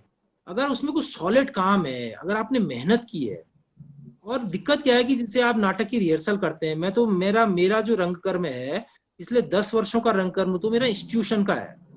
यानी मेरे पास ड्रामा सीखने को आने वाले ही विद्यार्थी थे और उनका लक्ष्य था, उन्होंने अभिनय सीखना है और उनके पास कोई चारा भी नहीं है, क्योंकि वो यूनिवर्सिटीज में आ गए तो उन्हें पढ़ना ही पढ़ना है। और उन्हें यदि वो अभिनय यानी वो एमए थिएटर कर रहे हैं या बीए थिएटर कर रहे हैं, तो उन्हें नाटक करना ही करना है। तो मेरे मेरे साथ मामला कुछ और है। मेरे साथ तो ऐसे विद्यार्थी होते थे जिन्हें जो जो अपनी इच्छा से रंगमंच करने आए हैं, भले ही उन्होंने घर में रिवोल्ट किया हो या बवाल हुआ हो, वो चीज अलग है, वो उनका पर्सनल इश्यू है। तो जब हमारे पास आते थे तो हम तो उन्हें जबरदस्त रिहर्सल कराते थे। मेरा तो हमेशा से यही रहा है कि मैं घंटे नहीं देखता कि कितने घंटे रिहर्सल हो रही है, और वो मल्टीप्लाई हो जाता है। जैसे मेरी 1 महीने की यदि रिहर्सल होती है तो वो किसी ग्रुप के हिसाब से 4 महीने की रिहर्सल होगी, क्योंकि मैं पर डे की 8 घंटे की रिहर्सल करता हूँ या 6 घंटे की रिहर्सल करता हूँ। और कोई ग्रुप अगर 2 घंटे की रिहर्सल करता है तो उसके हिसाब से 3 महीने की रिहर्सल होगी मेरे 1 महीने की रिहर्सल। समझ रहे हैं? तो क्योंकि 1 घंटे की रिहर्सल तक तो आप मूड में आते हैं, आप उसको काम को करने के सही स्थिति पर विद्यार्थियों को लेकर के आते हैं और खुद भी पहुंचते हैं। तो वहां से क्रिएटिव प्रोसेस शुरू होती है काम करने की। तो लेकिन मुझे क्या लगता है कि जो एमेच्योर थिएटर है, जो एमेच्योर ग्रुप्स में जो काम होता है, उसमें स्तर की कमी होगी। यदि लोग छोटे शहरों में आपका नाटक देखने नहीं आ रहे हैं, क्योंकि यदि आप छोटे शहर में कोई नाटक कर रहे हैं तो आप किनको बुला रहे हैं नाटक देखने के लिए? जो आपके परिचित हैं, जो आपके गुरु लोग हैं, जो आपके मित्र लोग हैं, जो आपके परिचित हैं, खास तौर से आपके जानकार लोगों को ही आप बुला रहे हैं। और उसके बाद भी वो अगर नहीं आ रहे हैं या आपका दूसरा नाटक देखने नहीं आ रहे हैं, तो हमें ये सोचना चाहिए कि उसमें क्या कमी है। क्योंकि आपके नाटक की तुलना लोग सीरियल से करेंगे, आपके नाटक की तुलना लोग अच्छे अभिनय से करेंगे। अगर उसमें वो सुपरफिशियल लेवल पे काम मिलेगा तो देखने नहीं आएंगे निश्चित रूप से। क्योंकि 1 घंटे का भी समय किसके पास है? हर आदमी तो व्हाट्सएप में बिजी है, व्हाट्सएप यूनिवर्सिटी का मेंबर है, वहाँ डिग्रियां ले रहा है हर आदमी, तो अगर उसको कुछ खास नहीं मिलेगा, लेकिन ऐसा हम ये नहीं कह सकते, हम खारिज नहीं कर सकते कि रंगमंच के प्रति लोगों का रुझान खत्म हो गया है या लोग रंगमंच नहीं करेंगे, नहीं देख रहे हैं। आज भी हमारे, आप देखिए सिनेमा जो लोग करते हैं, मैं तो खास तौर से जैसे अनुपम खेर का मैंने नाटक देखा है, अतुल कुलकर्णी को मैंने देखा है, राकेश बेदी साहब मसाज नाटक करते हैं, भयंकर पब्लिक आती है। वो तो दिल्ली में भी शोज करते हैं, हाउसफुल जाते हैं उनके। आप देखिए जो टेलीविजन करने वाले लोग हैं, जो टेलीविजन के चर्चित नाम है, अतुल कुलकर्णी है, अनुपम खेर हैं, और क्या कहते हैं हमारा राकेश राकेश बेदी साहब हैं, या और भी कितने लोग, नसीरुद्दीन शाह साहब, कितने बड़े फिल्म के अभिनेता हैं, और वो बराबर थिएटर करते हैं। क्योंकि जो थिएटर की खासियत है वो ये है कि जीवंत जो संपर्क ऑडियंस के साथ होता है। यानी मैंने एक डायलॉग बोला और उसके बाद तुरंत प्रतिक्रिया आई पब्लिक की, अच्छी या बुरी जो भी है। ये तो कभी टेलीविजन में मिलेगा ही नहीं, ये फिल्म में कभी मिल ही नहीं सकता। और जब जब अभिनेताओं को इसकी चाह होगी, वो आज भी आ रहे हैं, सैकड़ों साल बाद भी आएंगे। क्योंकि जो लाइव परफॉर्मेंस का आनंद है, मैं वो तो जैसे क्या कहते हैं, चाणक्य करते हैं मनोज जोशी, बेहतरीन अभिनय करते हैं। बर्फ करते हैं अपने सौरभ सौरभ सौरभ शुक्ला, बर्फ नाटक उनका बेहतरीन अभिनय करते हैं। क्योंकि जो ऑडियंस के साथ सीधा तारतम्य उनका स्थापित होता है, जो लाइव परफॉर्मेंस है, वो तो कभी रिकॉर्डेड मीडियम में हो ही नहीं सकती। इसलिए आप देखिए बड़े से बड़े अभिनेता भी जो है ये करते हैं, थिएटर करते हैं। वो थिएटर की जिंदादिली, थिएटर की जीवंतता और जो ताजगी का अनुभव है, और जो मतलब रिकॉर्डेड मीडियम में कभी नहीं मिलता। इसलिए तो वहां के भी प्रसिद्ध अभिनेता इस काम को करते हैं, यानी थिएटर करते हैं। अब बात ये आती है कि हमारे थिएटर को देखने छोटे शहरों में लोग क्यों नहीं आते हैं। तो एक ही कारण हो सकता है कि वो काम स्तरीय नहीं है, या जो पब्लिक की, ऐसे में हम इसका पता कैसे लगाएंगे? आप पब्लिक से बातचीत करिए, वो बता देगी। 10 लोगों से पूछेंगे तो 4-5 लोग बता देंगे कि परफॉर्मेंस में दम नहीं था, सुपरफिशियल था, सही नहीं थी, या साउंड सही नहीं था, या आपका मैनेजमेंट सही नहीं था। वो बता देंगे कारण क्या है। फिर हमको खुद को सुधारना पड़ेगा, टटोलना पड़ेगा।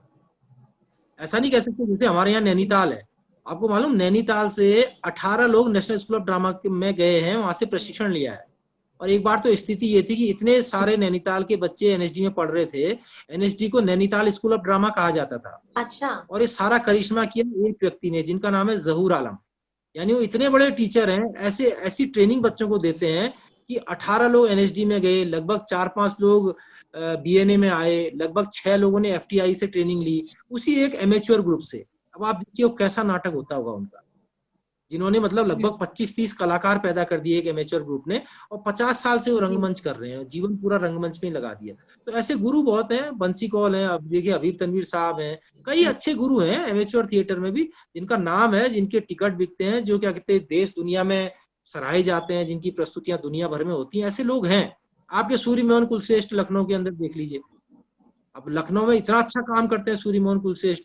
और ये अनिल रस्तोगी बेहतरीन काम करते हैं, दर्पण वाले हमारे जुगल जी थे बीएनए के अभिनय के शिक्षक, बेहतरीन सूर्य मोहन जी के निर्देशन में बेहतरीन अभिनय करते थे। तो होता क्या, अगर काम अच्छा होगा तो पब्लिक ये फर्क नहीं करती। तो इंटेलेक्चुअल्स का काम है कि ये प्रोग्रेसिव थिएटर, ये रिग्रेसिव थिएटर, ये भरत का रंगमंच, ये वेस्टर्न थिएटर, ये क्लासिफिकेशन पढ़े लिखे समझदार लोगों का काम है। ऑडियंस तो आती है, देखती है। और ललित सिंह पोखरिया नाटक करते हैं, उनकी अपनी ऑडियंस है। तो होता क्या है कि अगर काम स्तरीय होगा, गलतियां तो हो ही सकती हैं, अब ऐसा नहीं है कि आपका हर काम स्तरीय हो, लेकिन आपके अधिकांश काम स्तरीय होने चाहिए। अधिकांश काम गलत होंगे तो फिर पब्लिक देखने नहीं आएगी। मेरा ये तजुर्बा है। सर, आप बतौर शिक्षक निर्देशक एक व्यक्ति में एक्टर के लिए क्या खूबियां देखते हैं? क्या ऐसी बातें हैं जिनको देखकर आप सोचते हैं कि हाँ, इस एक्टर से मैं ये काम करवा सकता हूँ? देखिए हमारा ना सबसे महत्वपूर्ण चीज क्या होती है, टेक्स्ट होता है। और चाहे हम पिथौरागढ़ में नाटक करें, या आप बंबई में या लखनऊ में, दिल्ली में कहीं भी नाटक करें, वो टेक्स्ट ही मेन गाइडलाइन होती है।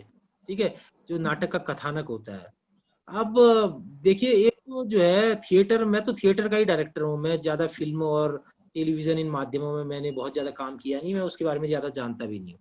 तो टेलीविजन में ये मैं तो इंस्टीट्यूट्स के अंदर जैसे करता हूँ। जैसे अभी पिछली बार मैंने रिसेंट नाटक किया विभा रानी जी का आओ तनिक प्रेम करो। ठीक है, तो हमारे एमए के 2 विद्यार्थी थे, आशुतोष द्विवेदी और गंगा गुप्ता। तो मैं तो ना पहले फिजिकल करेक्टराइजेशन पे ध्यान देता हूँ कि वो उस करेक्टर में फिट है नहीं है। यानी वो कपल जैसे मंच पे लगेंगे नहीं लगेंगे, क्योंकि पूरी स्टोरी कपल की लाइफ के बारे में है। और उसका वन लाइनर ये है कि मतलब पति जो है रिटायर होकर के घर में बैठा हुआ है और उसको प्यार करने की तलब है, वो चाहता है कि उसकी पत्नी उसको खूब समय दे, उससे बात करे और उससे अच्छी अच्छी बातें करे और उसके संग वो टाइम पास करे। अब पत्नी का द्वंद्व ये है कि पत्नी को ऑफिस जाना है, उसके बाद 50 काम है, घर के सारे काम उससे करने होते हैं और ये द्वंद्व के चारों ओर नाटक चलता है। यानी पति के पास समय ही समय है, पत्नी के पास समय ही नहीं है। तो कुल मिला के ये वन लाइनर है इसका। तो मैंने उन लोगों को देखा पहले, मतलब उनकी पर्सनालिटी के आधार पर मैंने उनकी कास्टिंग कर दी और मेरा आधा काम ना कास्टिंग में हो जाता है, क्योंकि मेरा मानना यह है कि अगर कास्टिंग सही हो गई तो आपका आधा काम हो गया। क्योंकि हम थिएटर में क्या होता है, मेरी जो प्रोसेस है, मैं तो क्या है विद्यार्थियों को पहले डायलॉग याद करने को देता हूँ और जब तक उनको पूरे डायलॉग याद नहीं होते मैं हाथ भी नहीं लगाता हूँ। अच्छा, समझ रहे? जब वो पूरे डायलॉग याद करके आएंगे तब वो फ्लोर पे उतरते हैं। इसलिए मैं चाइल्ड थिएटर नहीं करता, मैं मतलब बच्चों के साथ काम नहीं करता। मुझे मे आई गो टू टॉयलेट वाले बच्चों के साथ काम करने का पेशेंस मेरे अंदर नहीं है। मतलब जो हर 20 मिनट में जाते रहेंगे, मे आई कम इन, मे आई गो टू, ये सब मेरे बस का नहीं है। तो मेरे को मतलब परफेक्ट अभिनेता चाहिए जो अभिनय करने के लिए ही बने हैं, मतलब मैच्योर लोग चाहिए। ठीक है, तो उसके बाद जब वो आते हैं तो फिर घंटों रिहर्सल चलती है। मतलब जैसे सुबह 10 बजे से आती थी, 10 बजे से वो दोनों आ जाते थे और केवल वही 2 बच्चे होते थे और तीसरा मैं टीचर होता था और रिहर्सल चलती थी सुबह 10 बजे से 6 बजे तक रिहर्सल हो रही है। अब आप घंटे लगा लीजिए कितने होते हैं। चाय भी हमारे डिपार्टमेंट में ही बन रही है, वहीं चाय वाय पी ली, कुछ स्नैक्स वगैरह हल्के फुल्के आगे तो खा लिए। तो ऐसा समर्पण चाहिए। कोई मुझसे कहे कि 1.5 घंटे 2 घंटे की वर्कशॉप करनी है तो मेरे बस का नहीं होगा, क्योंकि मुझे समय बहुत चाहिए। अब आप यकीन नहीं करेंगे, एक बार जो है एक बच्चा था, मैं कोर्ट मार्शल नाटक करा रहा था खैरागढ़ यूनिवर्सिटी में, उसको मैंने एक संवाद बोलना 66 टाइम्स सिखाया और 67वीं बार भी उसने गलत बोला। मैंने कहा अब नहीं कर पाऊंगा, अब कल मिलते हैं।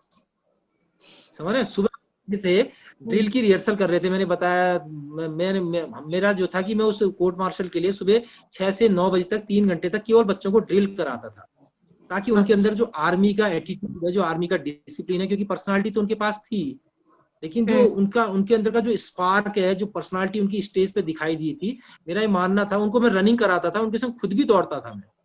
उनको पहले 5-10 चक्कर ग्राउंड में लगाता था, वो पूरे पसीने में लथपथ होके आते थे और उसके बाद ड्रिल करते थे हम बाकायदा।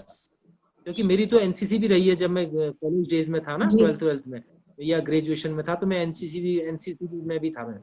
तो मैं उनको ड्रिल कराता था। तो ड्रिल कराते कराते उस दिन फिर मेरा अचानक उसकी बात मेरे दिमाग में खनक रही थी, तो मैंने उससे कहा कि इस संवाद को बोल, और वो पट्टे ने भी 66 बार तक नहीं बोला सही, तो मैंने 66 टाइम उसको करेक्ट किया। तो होता क्या है कि मेरी प्रोसेस में ऐसा है, हो सकता है का अलग अलग हो, मैं मतलब डिटेलिंग में जाता हूँ किसी प्रोसेस की पूरी, मतलब किसी भी कोई भी बात है तो उसको डिटेल में जाता हूँ उसको लेकर के। और उसके बाद जब जैसे कुछ चीजें हो गई, और दूसरा एक और मेरा कई तरीके हैं, एक ही तरीके से काम नहीं करता। जैसे मुझे जो लग रहा है कि कोई विद्यार्थी अगर ठीक ठाक ट्रैक में है तो मैं उसको खामखा डिस्टर्ब नहीं करता, उसी की चीजों को सुधारता चला जाता हूँ। ये भी एक प्रोसेस है।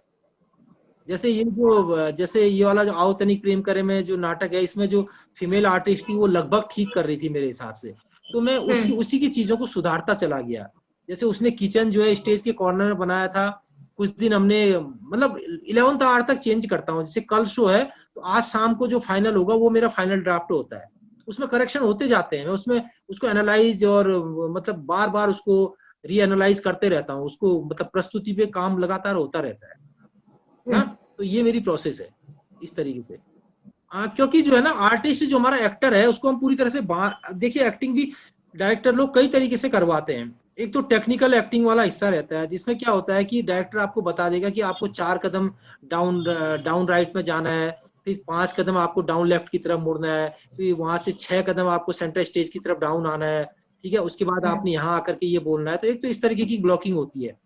एक दूसरे तरीके की ब्लॉकिंग होती है थिएटर में कि आपको आपका एरिया दे दिया जाता है, आपसे कहा जाता है आप इसमें मूव करो, आपको मतलब फ्री रखते हैं। तो मैं दूसरी तरफ का ज्यादा दूसरी मतलब बांटता नहीं हूं मैं एक्टर को, क्योंकि मेरा ये मानना है कि एक्टर अपने आप में एक बहुत ही क्रिएटिव और जीनियस आदमी है, और उसके अंदर भी भावनात्मक और वैचारिक उहापोह होती है चीजों को लेकर के। वो भी सोचता है, क्योंकि वो टेक्स्ट के ज्यादा करीब होता है, कई बार पढ़ता है तो उसके गूढ़ अर्थ निकालता है, सब टेक्स्ट निकालता है। तो उसको काफी कुछ हद तक आप खुला छोड़ दो, और थोड़ा थोड़ा मतलब जैसे कुम्हार जो है किसी बर्तन को बनाता है, उस तरीके से अगर आप उसको शेप दो तो अच्छी चीजें निकलती हैं, बशर्ते कि एक एक चीज हमारी मानी जाए। ना। और वैसे भी 3-4 दिमाग किसी चीज में लगते हैं तो अच्छा ही होता है वो। सर आप एक लेखक भी हैं। कुमाऊं की लोक कथा में रंगमंचीयता और हबीब तनवीर का रंगकर, इन पुस्तकों के लिए प्रेरणा कैसे मिली? नहीं देखिए, जो ये है कुमाऊं की लोक गाथाओं में रंगमंचीयता, ये तो मेरी पीएचडी की थीसिस है बेसिकली ना। मैंने जो पीएचडी करी तो वो उसको जो है जब मेरी पीएचडी हो गई, मुझे अवार्ड हो गई, तो उसके बाद उत्तराखंड सरकार ने कुछ पांडुलिपियां मांगी जिसको वो लोक गाथाओं की प्रकाशित करना चाह रही थी। तो मैंने भी अच्छा। अपनी पांडुलिपि उनको दे दी। तो उन्होंने सेलेक्ट कर दिया और इसको छापने के लिए 60,000 रुपीज की ग्रांट भी दे दी। तो इसको तो छापा भी उत्तराखंड सरकार ने है। तो उनको जी। उनको पसंद आई तो उन्होंने उसको छाप दिया। तो इसमें मेरा तो ये पीएचडी का काम है बेसिकली। उसमें मतलब इसका वन लाइनर ये है, इसका मेन मतलब आइडिया ये है इस थीसिस के अंदर जो है वो, बाकी तो ज्योग्राफी से संबंधित कुछ चैप्टर्स हैं। इसका जो मेन चैप्टर है, मेन आइडिया जो इसके अंदर है वो ये है, जो फोक बैलेट्स यहाँ कुमाऊं अंचल में होते हैं। जैसा कि आप जानते हैं कि उत्तराखंड के 2 अंचल हैं, एक कुमाऊं है, एक गढ़वाल। तो जो हमारे कुमाऊं वाला अंचल है जिसमें अल्मोड़ा, पिथौरागढ़, चंपावत, नैनीताल, बागेश्वर, उधम सिंह नगर आदि जिले आते हैं। तो यहाँ जो लोक गाथाएं, इसमें भी खास तौर से अल्मोड़ा, पिथौरागढ़, नैनीताल, चंपावत में यहाँ जो लोक गाथाएं हैं, इन लोक गाथाओं के अंदर ड्रामेटिक एलिमेंट कैसे हैं, क्या है, तो उसको मैंने फाइंड आउट करने की कोशिश की है इस पीएचडी में। वही मेरा रिसर्च का टॉपिक भी था, तो वही चीज इसमें दिखाई देती है। जैसे हम किसी भी भूगोल में रहते हैं, कोई भी एक इलाका है, तो उस भूगोल की अपने धार्मिक, आस्था परक या वैचारिक या भावनात्मक अलग अलग प्रकार के सरोकार और परंपराएं, प्रथाएं, बहुत सारी चीजें होती हैं। उसके आधार पर वहाँ की लोक गाथाएं, लोकगीत या समग्र लोक साहित्य वहाँ का उस पर आधारित होता है। ठीक इसी तरह यहाँ की लोक गाथाओं में ड्रामा के एलिमेंट्स कैसे हैं वो मैंने खोजने की कोशिश की थी। तो उसी के बारे में है ये पीएचडी तो। और जहाँ तक हबीब तनवीर का रंगकर्म वाला है, वो एक पुस्तक है जिसमें बहुत सारे लोगों के लेख हैं, जिसमें नामवर सिंह है, देवेंद्र राज अंकुर हैं, और बहुत और विद्वान है जो रंगमंच के विद्वान है। हबीब तनवीर साहब हैं, कई लोगों के उसमें आर्टिकल्स हैं। उसका उसका एक कंपाइलेशन है, और वो पूरा वो तो संयुक्त संपादित है, मतलब 3 संपादक हैं, उसमें से एक संपादक मैं भी हूँ। वो यूनिवर्सिटी का काम है, यूनिवर्सिटी का पब्लिकेशन है वो। सर आज के जो उभरते हुए लेखक हैं, कवि हैं, उनके बारे में आप क्या कहना चाहेंगे, उनको क्या सलाह देना चाहेंगे? देखिए, लेखक तो नहीं हूँ मैं, बस कविताएं लिखता हूँ, और वार्ताएं या ऐसे आलेख वगैरह लिखने का मेरा काम है। जैसे मैंने बहुत सारे आर्टिकल जैसे यूनिवर्सिटीज में हम जी। लोग लिखते हैं वैसे लिखे हैं, अलग अलग विषय पर। लिखने वालों को तो जी। पता ही है कि देखिए वो क्या लिखते हैं, क्यों लिखते हैं ना। देखिए बस जन सरोकार होता है, चाहे चाहे हम नाटक करें या कोई कविता लिखें या गीत लिखें या कुछ भी हम काम करें, तो उसमें जो है कि हमेशा जो है गरीब, असहाय या पीड़ित या जो जिनके साथ गलत हो रहा है, उसके पक्ष में खड़े दिखाई देंगे आपको 90% से ज्यादा लेखक। यानी मतलब जैसे रंगमंच में भी जो है या जो भी समाज का जिस तबके के साथ अन्याय होता है, उन्हीं के पक्ष में ज्यादा से ज्यादा खड़े दिखाई देते हैं। या नाटक भी उन्हीं, किसी अमीर की संपन्नता के ऊपर शायद ही कोई नाटक होगा, होगा भी तो कॉमेडी क्रिएट करने की कोशिश होगी। इसलिए आप देखोगे नाटकों में भी उसी तरह से समस्याएं उठती हैं, कविताओं में भी उसी तरह से समस्याएं उठती हैं। अपने अपने एंगल से लोग उसको व्याख्यायित करने की जी। कोशिश करते हैं। तो वो सबको पता ही है। देखिए अगर किसी को पता नहीं भी है तो उसे करते करते आ जाएगा, क्योंकि जैसा कि हम जानते हैं कि सबके लिखने की शुरुआत प्रेम गीत, प्रेम कविताएं, गजल या किसी को कुछ सुनाने के माध्यम से 2-4 पंक्तियां लिखने से होती है। फिर धीरे धीरे वो सीरियसनेस की तरफ चला ही जाता है। जैसे कि कभी कोई घूमते आ जाता है, एमेच्योर थिएटर में एक्टिंग करने लगता है, या तो आगे एक्टिंग करेगा तो सीरियस हो ही जाएगा, वो सीरियस होके ही कर पाएगा, नहीं तो वो छोड़ देगा। तो जो लिखते हैं वो अच्छा ही लिखते हैं, वो नहीं भी लिखेंगे तो धीरे धीरे या तो छोड़ देंगे या फिर अच्छा लिखने लगेंगे तजुर्बे के साथ। इतना ही है वो। जी। सर आपने भी बहुत सी कविताएं लिखी हैं, तो कोई ऐसी कविता जो आपके दिल के बहुत करीब है, उसे आप सुनाना चाहें अगर? हाँ, कविता तो बहुत है, एक सुनाता हूँ मैं आपको। खत, पता नहीं आप लोगों के समय में खत लिखे जाते हैं या नहीं लिखे जाते हैं, लेकिन आज से 20 साल पहले तक खत लिखने का बड़ा रिवाज था, और बड़े जी। संभाल के रखे जाते थे किताबों के अंदर। मोर के पंख, सूखे हुए गुलाब के फूल, और किसी के मोड़े हुए खत, तो इस तरीके से निकलते थे। कभी आप उन किताबों को पलटें आपने, तो उन वो बड़ा इस तरीके का था। तो ऐसी एक कविता है, खत मैं सुनाता हूँ। ऐसी कविताएं तो मैंने बहुत सारी लिखी हैं। तो वो पंक्तियां कुछ इस तरह से हैं कि शब्द सिमट गए शब्दकोश में, भावों की गंगा सूखी है, और लिखते लिखते रो देती थी वो आंखें कब से रूखी हैं, फूलों ने खिलना छोड़ा है जब से खत लिखना छोड़ा है। क्या लिखता था, क्यों लिखता था, पूछूं खुद से क्या क्या लिखता था, भावों का सागर जीवित था, प्रचंड वेगवती थी लहरें, दिल से हंसना रोना छोड़ा है जब से खत लिखना छोड़ा है। बड़ी लंबी कविता है, अंतिम पंक्तियां सुनाता हूं कि खत से अपनी बात हुई थी, खत लिखकर तुमको पाया था, खत लिखकर तुम चले गए हो, वो खत अब भी पास है मेरे। खत से अपनी बात हुई थी, खत लिखकर तुमको पाया था, खत लिखकर तुम चले गए हो, वो खत अब भी पास है मेरे, और तुमने तब से खत पढ़ना छोड़ा है जब से खत लिखना छोड़ा है, जब से खत लिखना छोड़ा है। क्या आपकी भी कोई याद इस कविता से जुड़ी है? नहीं, मेरे भी दोस्तों के, मेरी भी महिला मित्रों के खत तो मेरे घर में आते ही थे ना, इसे स्वीकारने में कोई दो राय भी नहीं है। लेकिन इस हमारे जीवन में ना बहुत सारा काल्पनिक होता है। मैंने बताया कि हम लोग कवि लोग जो है, जहां न पहुंचे रवि वहां पहुंचे कवि। तो कहीं से भी शब्द अगर आपके पास हैं तो आप उसको भावनाओं के साथ जोड़ करके कुछ भी बिंब रच सकते हैं, कुछ भी चित्र रच सकते हैं। तो बहुत कुछ काल्पनिक है, काल्पनिक ही होता भी है, ऐसा कुछ खास है नहीं। सर, आपने अब तक बहुत सारे नाटक किए, तो क्या कभी कोई ऐसा नाटक भी रहा जिससे शुरू में आपको बहुत डर लगा हो, लेकिन बाद में आपको प्राउड भी फील हुआ हो कि अच्छा हुआ आपने हार नहीं मानी? देखिए, ये जो नाटक करना है या कोई भी रचनात्मक काम है, उसके रचनात्मक चैलेंजेस होते हैं, यानी क्रिएटिव चैलेंजेस होते हैं, और जी। हर बार अलग रूप में आते हैं। जैसे जैसे कि मैंने बताया कि मैं तो कास्टिंग पे बहुत ध्यान देता हूँ, और मेरा मानना ये है कि आधे आधा काम तो मेरा कास्टिंग में हो जाता है। क्योंकि एक तो मैं नाटक ऐसा चुनता हूँ जिसके लिए फिजिकली, यानी वो करेक्टर में फिट होते हैं। जैसे मैं एक खैरागढ़ विश्वविद्यालय में पढ़ा रहा था, तो वहां मैंने जब बच्चे आए, जब बीए फर्स्ट ईयर में, उनकी जब मैंने पर्सनालिटी देखी, और सारे के सारे 12-14 विद्यार्थी, सब की हाइट लगभग 6 फीट, दिखने के हैंडसम और अच्छी खासी पर्सनालिटी, तो तुरंत मेरे दिमाग में आ गया कि इन बच्चों के साथ तो कोर्ट मार्शल हो सकता है।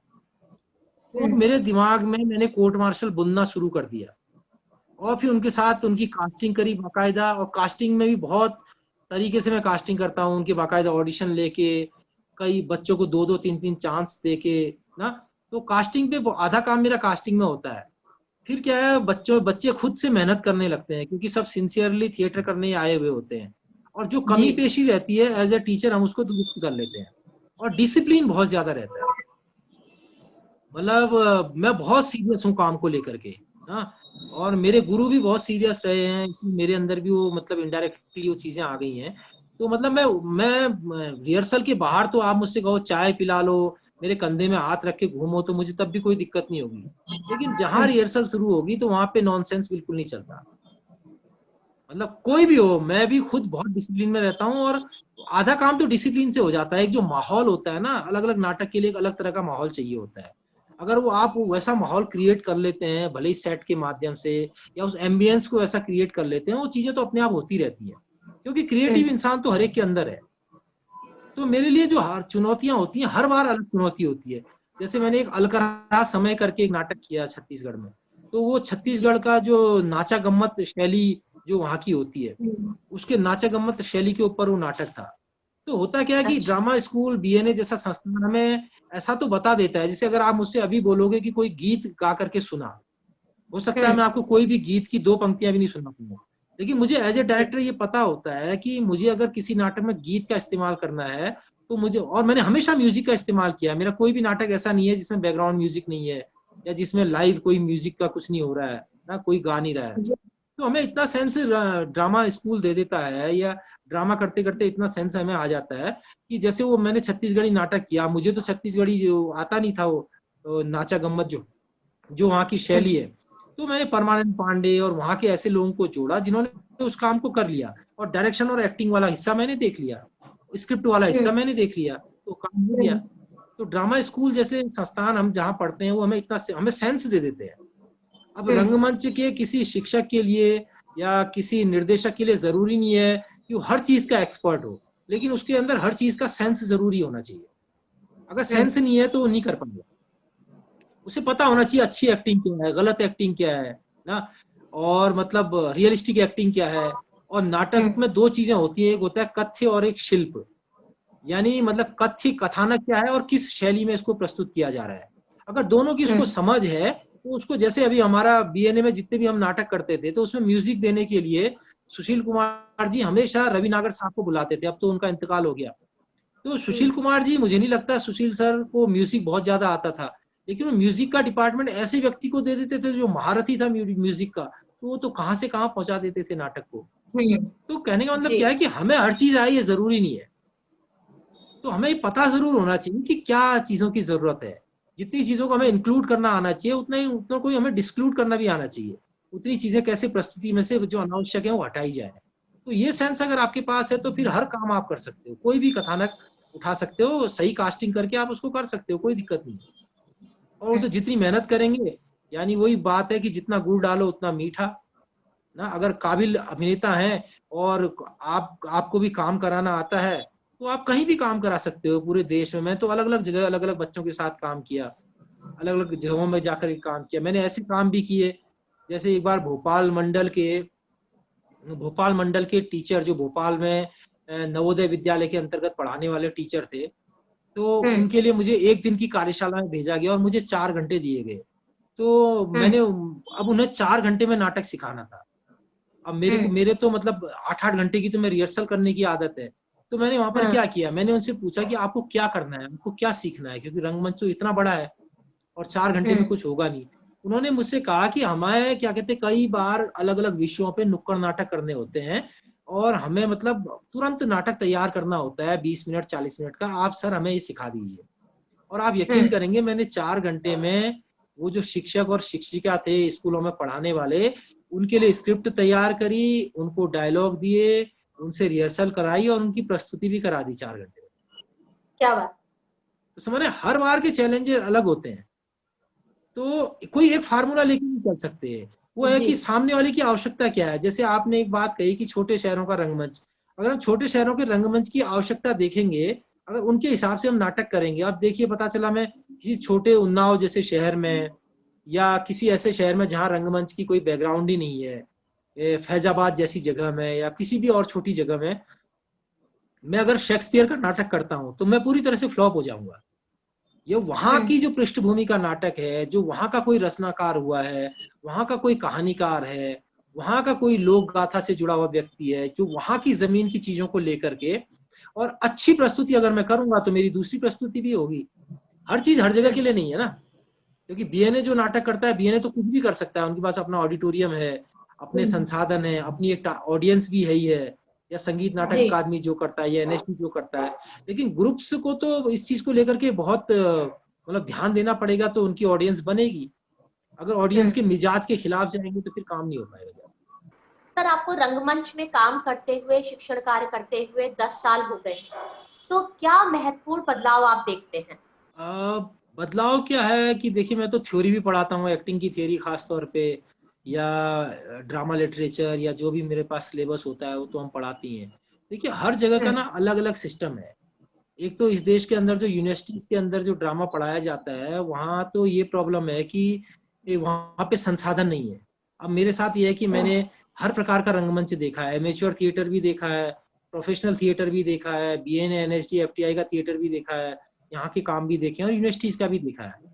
तो होता क्या है कि एक बात तो ये है कि मतलब जो थिएटर का आदमी नहीं है वो थिएटर को नहीं जानता है। जैसे कोई अगर मतलब कथक का है, भरतनाट्यम का है, ओडिसी का है, या किसी भी और विधा का है, उसने भले ही पूरी जिंदगी उस विधा में लगा दी, तो तब भी उसको ना थिएटर का टी आता है ना एक्टिंग का ए आता है, उसे कुछ पता नहीं है। क्योंकि मेरा ये मानना है कि जो ये हमारा थिएटर विषय है, ये बड़ा ही गजब का विषय है और इसके बारे में दो प्रकार के लोग जान सकते हैं। एक तो जिसने एमेच्योर थिएटर 20, 30, 40, 50 साल किया है, वो इसके बारे में डिटेल में जानता है। जिसने लंबे समय तक थिएटर किया है वो इसके प्रोफेशनल एस्पेक्ट भी जानता है। या कोई बंदा जिसने बीएनए, एनएसडी या ऐसे किसी संस्थान से प्रशिक्षण प्राप्त किया है, वो भी इसके बारे में जानता है, इसके सारे नुआंसेस जानता है। मैं आपको बताऊं, मेरा एक तजुर्बा है कि होता क्या था कि जैसे हम बीएनए में पढ़े तो हमें सिखाया जाता था कि जब नाटक होता है उससे पहले डायरेक्टर मर जाता है, समझे? अच्छा। ऐसा हमें पढ़ाया जाता है। ये बात सैद्धांतिक रूप में है, मतलब इसको इस डायरेक्टर की मतलब डायरेक्टर रहता नहीं है। इसका अभिप्राय केवल इतना सा है कि जैसे आज शाम को 6 बजे आपका नाटक है, तो उससे पहले 5 बजे मतलब आपका मतलब your director is no more, your director is no more. ये जो है, ये बात जो है थ्योरी के हिसाब से है और ये प्रैक्टिकल के हिसाब से भी है। कैसे है कि मतलब जितना आपके डायरेक्टर ने आपको सिखाना था या जितनी उसकी काबिलियत थी, जितनी उसकी क्षमता थी, वो आपको बता चुका। अब 5 बजे के बाद जब आपकी थर्ड बेल होगी या जो भी आपका टाइमिंग है शो का, उसके बाद आप उस मंच को खेलेंगे, क्योंकि अभिनय, ये जो थिएटर है ये अभिनेता का माध्यम है। तो मैं एक इंस्टीट्यूट में पढ़ाता था, वहां की वीसी बहुत बड़ी डांसर थी, बहुत बड़ी कलाकार थी। लेकिन मैंने वहां ये देखा कि वहां पे जो ये कलाएं होती है, जैसे संगीत है, नृत्य है, इसमें क्या करते थे, बच्चा मंच में प्रस्तुति कर रहा है और यहाँ से गुरुजी कह रहे हैं तबला थोड़ा बढ़ा दे, हारमोनियम थोड़ा कम कर दे, ठीक है, और तानपुरी को थोड़ा और चढ़ा ले, आवाज नहीं आ रही है, सुर नहीं आ रहा है। यानी उनकी कला में वो 11th आवर में भी चेंज कर, 11 क्या प्रस्तुति के दौरान चेंज करते थे, ठीक है। तो होता क्या था कि जो बच्चा आपका मंच पे होता था, एक तो उनकी कलाओं में क्या है, कला जो है गुरु के चरणों से शुरू होती है और गुरु के चरणों में ही खत्म हो जाती है, उससे आगे उसका विन्यास ही नहीं है। और थिएटर का तो ऐसा है कि थिएटर में निर्देशक और अभिनेता दोस्त होते हैं, अगर दोस्त नहीं है तो फिर अच्छा काम हो ही नहीं पाएगा, ठीक है। मतलब वो फ्रेंड की तरह होते हैं बहुत ही, क्योंकि इसका एक्सटेंशन टेलीविजन है और इसका एक्सटेंशन फिर फिल्म है, क्योंकि बहुत खुलेपन की मांग करता है, वैचारिक स्तर पर, भावनात्मक स्तर पर, नहीं तो आप कर नहीं पाएंगे इस काम को। तो होता क्या है कि हम तो क्योंकि थिएटर में ट्रेंड हुए हैं, प्रोफेशनल थिएटर में ट्रेंड हुए हैं, तो वो अपनी कला का कंपैरिजन मेरी कला से करते थे, मतलब थिएटर से करते थे, वो अपनी शास्त्रीय कलाओं के प्रशिक्षण और ये गुरु शिष्य परंपरा का। और वो ना, मैं बताऊं, लिटरली भट्टा बैठा देते थे उस प्रस्तुति का, ऐसा एक नहीं, मैंने 50 बार देखा। अब बच्चा कोई मंच में प्रस्तुति कर रहा है, अरे आप 10 मिनट का समय लेकर के उसके तानपुरा, तबला, हारमोनियम और जितनी भी चीजें आपके टेक्निकल है सब सेट कर लीजिए, उसके बाद प्रस्तुति शुरू करिए। लेकिन ऐसा कभी नहीं होता था उस संस्थान में, बड़ा नामचीन संस्थान था वो, और खुद मतलब डांस की प्रस्तुतियों में भी ऐसा नहीं होता था। अब मेरा क्या होता था, मुझे जितना सिखाना होता था मैं सिखा चुका होता था, और मैं विंग्स की भी, मतलब जैसे मैं कोर्ट मार्शल नाटक करता किया, तो वहां किसी चीज की जरूरत नहीं है, सेट एक बार लग गया तो फिर सेट में कोई चेंज होने नहीं है, ठीक है, केवल एंट्री एग्जिट से होती थी। तो मैं सारे विंग्स के उधर के दरवाजे बंद करके सारे जितने बच्चे थे उनको भी लेकर के ऑडिटोरियम में ले आता था, थिएटर विषय के भी, और उनके साथ आराम से बैठ करके वीडियो रिकॉर्डिंग करता था, एकदम चिल होकर के, क्योंकि मैंने सीखा ही था। और मैं किसी को नहीं रहने देता था, क्योंकि मुझे मालूम था, और बच्चों को मैंने इतना डिसिप्लिन सिखाया था कि उनकी हिम्मत नहीं है कि वो खुसफुसाहट भी बैकग्राउंड में कर सकें या आपस में कोई बात करें, क्योंकि वो इतना डिसिप्लिन, उनकी ट्रेनिंग हुई थी 3 महीने की, 8-8, 10-10 घंटे की पर डे की रिहर्सल, ठीक है। तो अब वो जो लेडी थी, जो वीसी थी वहां की, वो परेशान हो जाती थी कि कुलिंग जोशी इतना रिलैक्स कैसे हो सकता है, और वो मुझसे कहती थी तुम्हें विंग्स में होना चाहिए। अब मैं उन्हें कैसे बताऊं कि मुझे तो ये सिखाया गया है कि परफॉर्मेंस शुरू होने से पहले डायरेक्टर मर जाता है, अगर मैं मर गया हूं तो मैं वहां क्या करूंगा। यानी मेरा मानना ये होता था, और वो वास्तव में सही भी है, कि हमें जितना आता है as a theatre director, as a theatre person, जितना मुझे सिखाना था मैं 3-4 महीने में उनको सिखा गया, और मैंने उन्हें ये भी बता दिया कहीं फंबल होगा, कहीं भूल होगी तो उसको कैसे संभालना है, उसकी प्रैक्टिस भी हो गई। अब मैं वहां रह के तो उनको कंफ्यूज करूंगा ना, मैंने उन्हें कोई प्रॉपर्टी देनी है, न कोई एंट्री एग्जिट है, न कुछ करना है मैंने, तो मैं वहां रहूंगा क्यों। तो मैं हमेशा हर प्रस्तुति में बैठ करके इंजॉय करता था, मतलब मेरे लिए सेलिब्रेशन होता था वो शो, और वो इस बात को लेके परेशान होते थे। तो मैं इस निष्कर्ष पे पहुंचा, चाहे कितने ही बड़े पद पर कितना ही बड़ा अधिकारी हो, वो थिएटर का ना टी जानता है, ना एक्टिंग का ए जानता है, उसने भले ही 50 किताबें लिख गई हो, उसका भले ही कितना ही बड़ा एक्सपोजर हो, लेकिन वो थिएटर के बारे में कुछ नहीं जानता। और ऐसे लोग बड़ी प्रॉब्लम क्रिएट करते हैं। फिर ये ईगो पे ले लेते हैं कि ये क्या कहते हैं, मान नहीं रहा है और ये बैठा हुआ है, ठीक है। तो मैं आराम से, क्योंकि मुझे विश्वास होता था कि मैं मान के चलता था कि सबसे अच्छी रिकॉर्डिंग मैं ही करूंगा, तो मैं कैमरा लेकर के जहां मुझे जूम शॉट लेने होते थे, जो जो एरिया मुझे मालूम होता था कि एक्टर कहाँ मूव करेगा, स्मूथली हाँ। कैसे पैन होगा, कैसे टिल्ट होगा कैमरा, तो मैं उस काम को खुद करता था। तो इससे बड़ा कंट्राडिक्शन पैदा हो जाता था। उनकी नजरों में उनको लगता था कि ये जो है मतलब बात नहीं मानता है, ये विंग्स में नहीं रहता है। और मेरे साथ ये था कि मुझे जो प्रोफेशनल एथिक्स सिखा रखे हैं उसके हिसाब से मुझे वहां नहीं होना चाहिए, क्योंकि जितना आप सिखा चुके होते हो आप सिखा चुके होते हो। तो इस तरह की दिक्कतें आती हैं संस्थानों में। और सबसे बड़ी दिक्कत तो ये आती है कि बजट ही नहीं होता। इन लोगों के पास तो क्या होता है, 4 घाघरे 4 चोली हो गई या 4 कपड़े हो गए तो डांस हो जाता है बदल बदल के, ठीक है। और क्या कहते हैं, इनके पास एक तानपुरा एक बार ले लिया, एक तबला ले लिया, एक हारमोनियम ले लिया, तो वो कम से कम पीढ़ियों चलता है।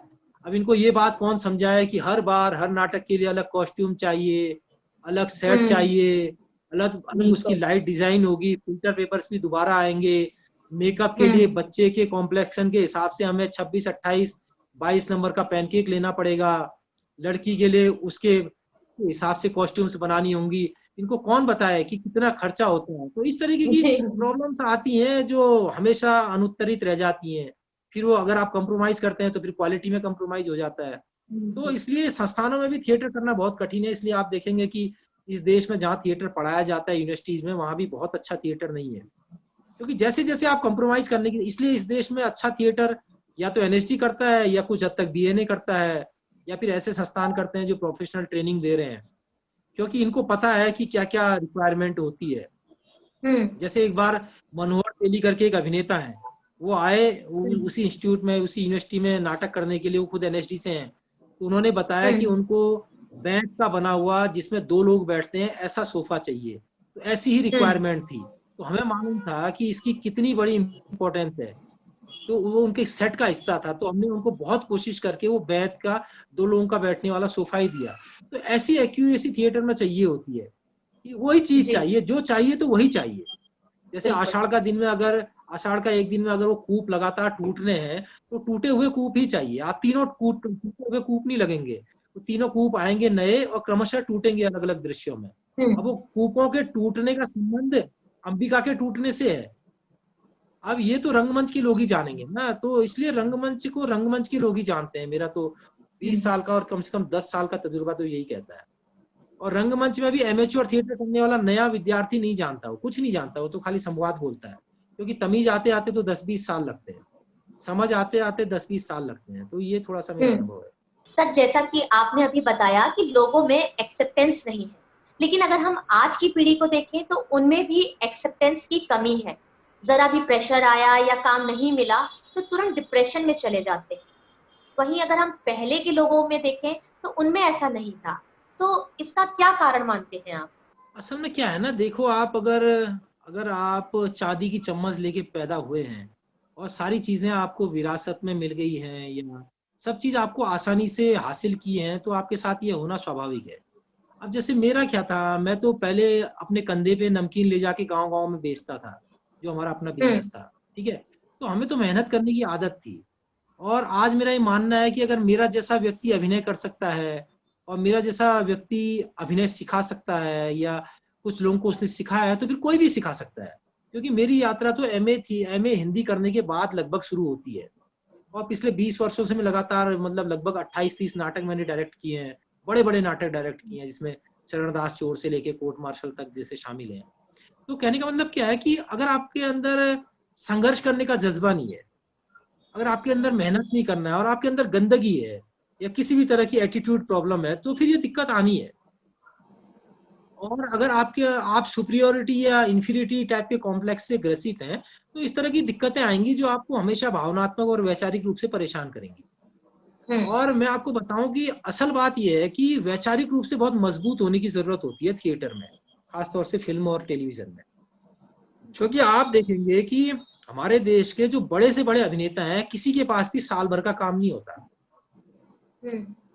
और जब साल भर का काम नहीं होता, अब मैं नाम ज्यादा नहीं ले सकता क्योंकि सब बड़े अभिनेता हैं और मैं तो फिर बहुत छोटा व्यक्ति हो जाऊंगा मैं उनके बारे में कुछ भी बोलूं। तो बड़े से बड़े लोगों के पास भी जब काम नहीं होता और उनको लोग जानते हैं, तो उनको अपने घर के अंदर रहना पड़ता है। जब उनको अपने घर के अंदर रहना पड़ता है, तो उस स्थिति में उनको अपने आप को मानसिक रूप से सही रखते हुए अपना अभ्यास लगातार जारी रखना होता है। जैसे कि सुरेखा सीकरी जी के बारे में कहा जाता है कि वो इतनी 80-90 साल से ऊपर की उनकी उम्र है, उसके बाद भी अपना रियाज डेली करती है।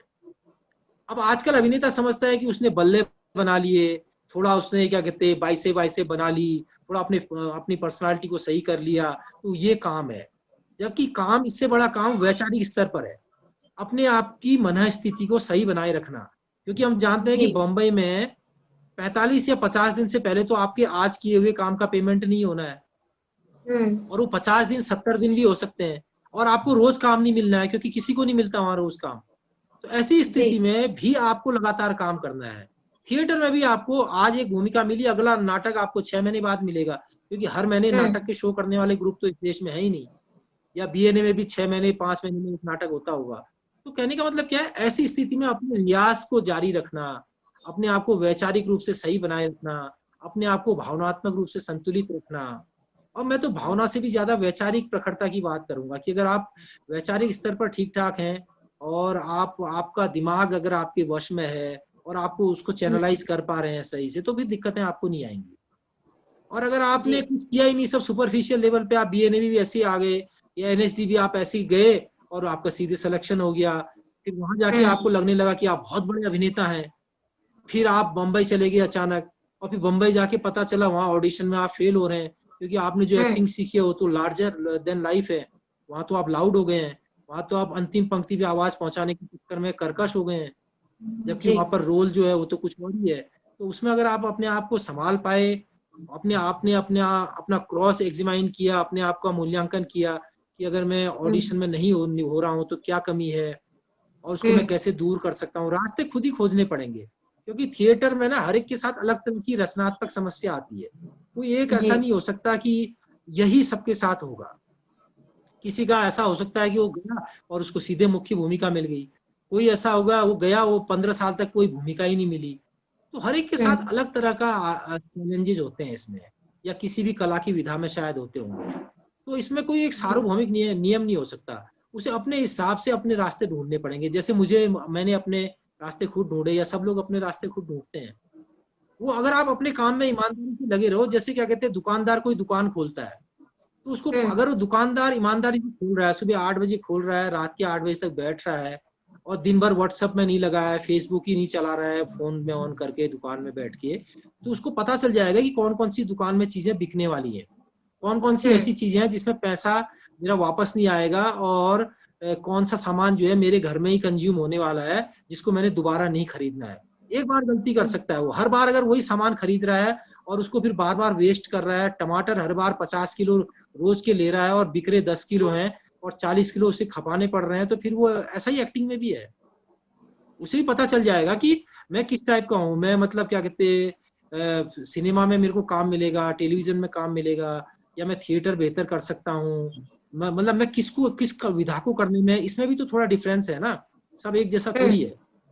कि किसको काम को करने में मैं अपने आप को बेहतर फील करता हूँ, या थिएटर में भी मैं राइटिंग अच्छी कर सकता हूँ, या लाइट अच्छी करूंगा, या मैं क्या कहते हैं डायरेक्शन अच्छा करूंगा, ये तो खुद को तोल के ही पता चलेगा।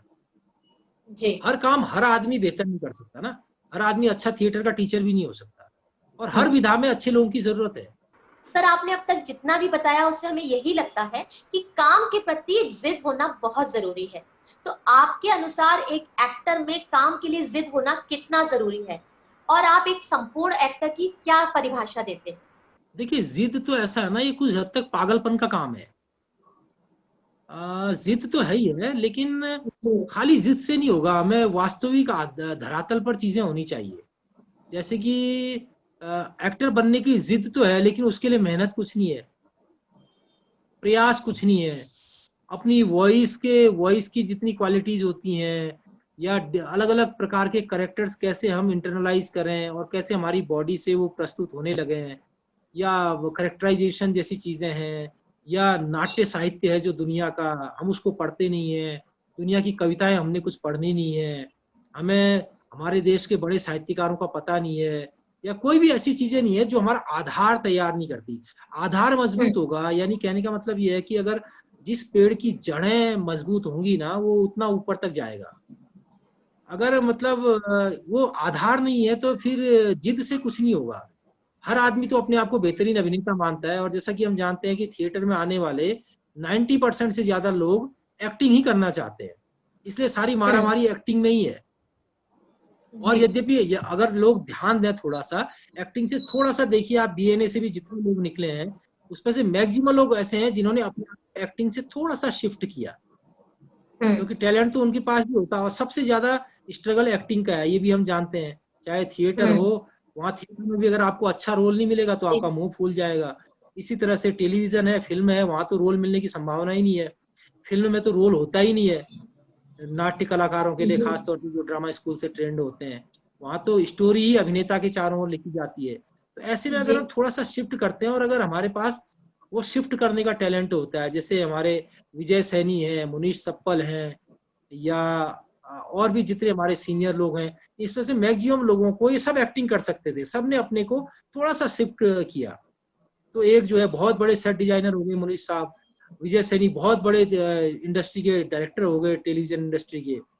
तो होता क्या है कि अगर आपके अंदर वो काबिलियत है, जैसे राजेश त्रिपाठी है हमारे सीनियर बीएनए के ही हैं, वो बहुत अच्छे राइटर हैं, ऐसे बहुत सारे लोग हैं, मैं किस किस का नाम बताऊं।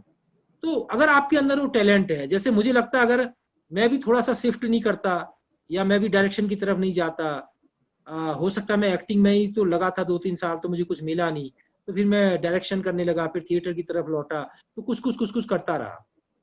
तो अगर आपके आंख नाक कान खुले हुए हैं तो रास्ते तो आपको उसके अंदर से ही मिल जाते हैं। उसको आप शिफ्टिंग कहें, और वो छूटता नहीं है कभी। थिएटर के लोगों से थिएटर उनकी सांस के समाप्त होने के साथ ही छूटेगा, वो छूटेगा कभी नहीं। अगर कोई थिएटर में आ गया है, वो आज अगर भले ही लाइट डिजाइन भी कर रहा है, कल जैसे हमारे मनोज सर अगर कोई नाटक कराएंगे और उनको मेरी जरूरत होगी और उन्होंने मेरा एक्टिंग का कैलिबर देखा है, या चित्रा मैम कोई नाटक करा रही हैं, उनको कल जरूरत होगी और उन्हें लगेगा कि ये रोल ये कर सकता है, तो वो आपको बुला लेंगी, और बशर्ते कि आपके पास समय हो, वो आपसे नाटक भी करा लेंगे। या एसके सिंह या और भी जितने हमारे गुरुजनों ने हमसे एक्टिंग कराई है, जिनको हमारा कैलिबर मालूम है क्या क्या करेगा क्या नहीं करेगा, तो जो कुछ और भी कर रहे हैं उनसे भी नहीं छूटता है। तो ये तो हो सकता है कि मेकअप वाला एक्टिंग में आ जाए, एक्टिंग वाला मेकअप पे आ जाए, क्योंकि बम्बई जैसी जगहों में या और जगह जहाँ प्रोफेशनली इस काम को करने जाते हैं, वहां पर सर्वाइवल एक बहुत बड़ा प्रश्न होता है। वहां पर केवल जिद से मुझे कि काम हो, या अगर हाँ जिद है तो फिर आपका टैलेंट का लेवल एक्स्ट्रा ऑर्डिनरी होना चाहिए। यानी आपके पास ऐसा होना चाहिए कि आपको ऑडिशन दिया जाएगा और निश्चित रूप से आप उस ऑडिशन को पास कर लेंगे। यानी बहुत ही जबरदस्त आपका कैलिबर है, बहुत ही जबरदस्त आपकी प्रैक्टिस है, और आप बहुत काम कर रहे हैं, तो आप एक्स्ट्रा ऑर्डिनरी हैं, तो फिर बात अलग है। सर, आपका कोई संदेश भारतेंदु नाट्य अकादमी के छात्रों या आज के युवा कलाकारों के लिए? संदेश तो क्या है, देखिए जब हम रास्ते में चलना शुरू करते हैं तो फिर उस रास्ते में ही अलग अलग पड़ाव आते रहते हैं, और मैं तो ऐसा कोई संदेश देने लायक व्यक्ति हूँ नहीं ज्यादा, लेकिन अगर हम उस काम को ईमानदारी से करना है तो वो काम ही हमें काम सिखा देता है। जैसे कोई व्यक्ति मजदूर के रूप में किसी भवन बनाने में अगर कोई जुड़ता है, जैसे हम लोग सब लोग थिएटर में सबकी शुरुआत मजदूर के रूप में ही होती है। यानी हम लोग पहले दरी बिछाते हैं, मंचों पे झाड़ू लगाते हैं, सबकी शुरुआत ऐसे ही बहुत छोटे छोटे, फिर हमें एक भाला पकड़ के खड़ा कर दिया जाता है, फिर धीरे से हम भाला अगर ढंग से पकड़ते हैं तो फिर हमें एक संवाद दे दिया जाता है, फिर कभी हमें मुख्य भूमिका भी दे दी जाती है हमारे डिसिप्लिन को देखते हुए। तो कहने का मतलब क्या है कि अगर हम अपने काम को ईमानदारी से करें तो कोई भी काम आपको बड़ा फल दे सकता है, और अगर आप ईमानदारी से काम न करें तो कितने से हमारे पास उदाहरण है कि बहुत कुछ होने के बाद भी कुछ नहीं होता। मतलब आपको सफलता मिलती भी है तो उस सफलता पे टिके रहना भी बहुत कठिन है, और सफलता मिलती क्या है, कभी आपका कोई नाटक हिट हो गया तो आप उसको सफल कह सकते हो, कभी किसी नाटक में जब आपने नाटक शुरू किया 100 लोग थे और जब आपने नाटक खत्म किया 10 लोग थे, तो असफल होगी आपकी प्रस्तुति। तो सफलता असफलता के चक्कर में पड़े बिना अपना काम करते रहे, मेरे ख्याल से वही सबसे बेहतर है, क्योंकि सफलता असफलता के सर्टिफिकेट लेकर के तो दुनिया घूमती है, और उसको लेकर के रंगकर्मियों को, हम कलाकारों को ज्यादा परेशान भी नहीं होना चाहिए। और आप देखिए कि जो भी सफल है सब असफल हुए अतीत में। आप किसी भी अभिनेता को देख लीजिए, उसकी सैकड़ों फिल्में असफल हुई हैं और बुरी तरह से बॉक्स ऑफिस में भी पिटे हुए हैं, और उसके बाद अगर वो काम छोड़ देते, देखिए एडिसन सबसे बड़ा उदाहरण है, अब मैं ज्यादा बड़े उदाहरण क्या दूं, तो सब लोग असफल होते हैं। बस दिक्कत ये होती है कि हम अपनी असफलता से अगर न सीखें, जैसे मैंने कोई फ्लॉप नाटक किया और मैं अगला नाटक भी फ्लॉप कर रहा हूँ और मैं लगातार फ्लॉप नाटक किए जा रहा हूँ, तब दिक्कत है। और अगर मैं नाटक कर रहा हूँ और मेरा एक नाटक फ्लॉप हो जाए तो इसमें कोई बहुत बड़ी दिक्कत वाली बात है नहीं। हाँ, इतना होगा कि वो प्रोड्यूसर जो है जिसका मैंने फ्लॉप नाटक किया, वो अगली बार मुझे पैसे नहीं देगा उस नाटक को करने के लिए। लेकिन यहाँ पर चुनौती बढ़ जाती है। अगर मैं फिर मेरे को अगर दूसरा प्रोड्यूसर ढूंढना है तो मैंने दूसरा नाटक हर हाल में सफल करना है। तो मुझे मतलब अपनी गलतियों से सीख करके, नहीं तो मैं फिर अगर बराबर फ्लॉप ही होता जाऊंगा तो फिर मैं फ्लॉप में शामिल हो जाऊंगा। इसलिए जो मेरी विश्वसनीयता है एक आर्टिस्ट के रूप में, एक शिक्षक के रूप में, वो बनाए रखने के लिए, और सब विश्वास का ही खेल है, उसको आपको बेहतर करना होगा, ताकि क्योंकि जब हम समाज में जाते हैं तो समाज में हमारा अच्छा और बुरा दोनों काम जाता है ना। और डिसिप्लिन में रह करके काम किया जाए तो मुझे नहीं लगता कि कोई बड़ी समस्या है, बहुत आसानी से हो जाता है। और इसके लिए प्ले शब्द का यूज होता है, प्ले यानी खेलना, और हम वास्तव में शब्दों और भावों और विचारों के साथ खेलते ही तो हैं। और उस खेल को हम जितना बेहतरीन तरीके से और जितना इंजॉय करके खेल लेते हैं उतना अच्छा नाटक हो जाता है। जैसे छोटे छोटे बच्चे खेलते हैं, वो अलग अलग भूमिकाएं करते हैं और कितनी ईमानदारी से उन भूमिकाओं को करते हैं, और वास्तव में कभी वो किचन बना रहे होते हैं छोटे छोटे बर्तनों के साथ, और वो खाना खाने का भी अभिनय करते हैं। बस यही बात है, क्योंकि दर्शक तो मानने को तैयार होते हैं हमारी बात, बशर्ते कि हम उसको खुद मान लें। अब हम साक्षात्कार के अंतिम चरण में हैं। सर, संस्कृति विभाग उत्तर प्रदेश शासन के उच्च अधिकारियों के प्रोत्साहन से श्री रमेश चंद्र गुप्ता जी की इस पहल यानी रंग समागम 2020 के बाबत हम आपके विचार जानना चाहेंगे। ये बहुत अच्छा प्रयास है, और हम तो गुप्ता सर जब हम वहाँ पढ़ते थे तब वो बड़े बाबू हुआ करते थे, हम बहुत परेशान करते थे उन्हें, और हमारी जितनी जायज मांग होती थी उसको तो वो पूरा करते थे, और जो हमारी बात उन्हें सही नहीं लगती थी उसको वो टाल जाते थे बड़े प्यार से। और लेकिन हमने परेशान उन्हें खूब किया, और उन्होंने भी, जैसे हमें पेपर की जरूरत होती थी प्रोजेक्ट्स बनाने के लिए, किसी भी चीज की कॉस्ट्यूम्स की जरूरत होती थी, कुछ भी होती थी, वो पूरा करते थे। और हम बहुत लड़ते झगड़ते रहते थे उनसे। और ये अच्छा है, उन्होंने अभी इससे पिछले 7 वर्षों में उन्होंने कार्यशालाएं बहुत जगह की, बहुत जगह अलग अलग नाट्य कार्यशालाएं उन्होंने आयोजित की। बीएनए के पास आउट्स के द्वारा जो काम पहले एनएसडी करता था वो काम बीएनए भी करने लगा एक्सटेंशन के क्षेत्र में, और इस तरह का काम कर रहे हैं तो बहुत अच्छा है। और इस तरह की आवश्यकता भी है, क्योंकि नाटक के प्रशिक्षण के संस्थान बहुत कम है इस देश में, और बीएनए तो एक बेहतरीन प्रशिक्षण संस्थानों में माना जाता है। और इसका जितना विस्तार हो जाए कम है, क्योंकि हिंदी भाषी बेल्ट में तो बहुत काम किए जाने की आवश्यकता है, क्योंकि यहाँ परंपरागत रूप से उस तरह से लोगों के अंदर रंगमंच देखने का संस्कार नहीं है। तो हमें ये जागृत करना है, और इस दिशा में अकादमी के स्तर से प्रयास हो रहे हैं, इससे अच्छा क्या हो सकता है। तो मैं तो बहुत बहुत शुक्रगुजार हूँ आप लोगों का, बीएनए का, रंग समागम का, कि मुझे भी आप लोगों ने अपनी बातचीत रखने का मौका दिया। और जब भी मेरी कोई आवश्यकता होगी तो मैं तो उपलब्ध हूँ ही, कोई बात ही नहीं है, तो अपना अपना ही संस्थान है बीएनए। सर, आपने इतनी अच्छी जानकारी दी, इतने विस्तार से सभी कुछ बताया, अपने व्यस्त क्षणों में से हमारे कार्यक्रम के लिए समय निकाला। भारतेंदु नाट्य अकादमी परिवार की ओर से हम आपका हार्दिक धन्यवाद करते हैं। जी, बहुत बहुत धन्यवाद।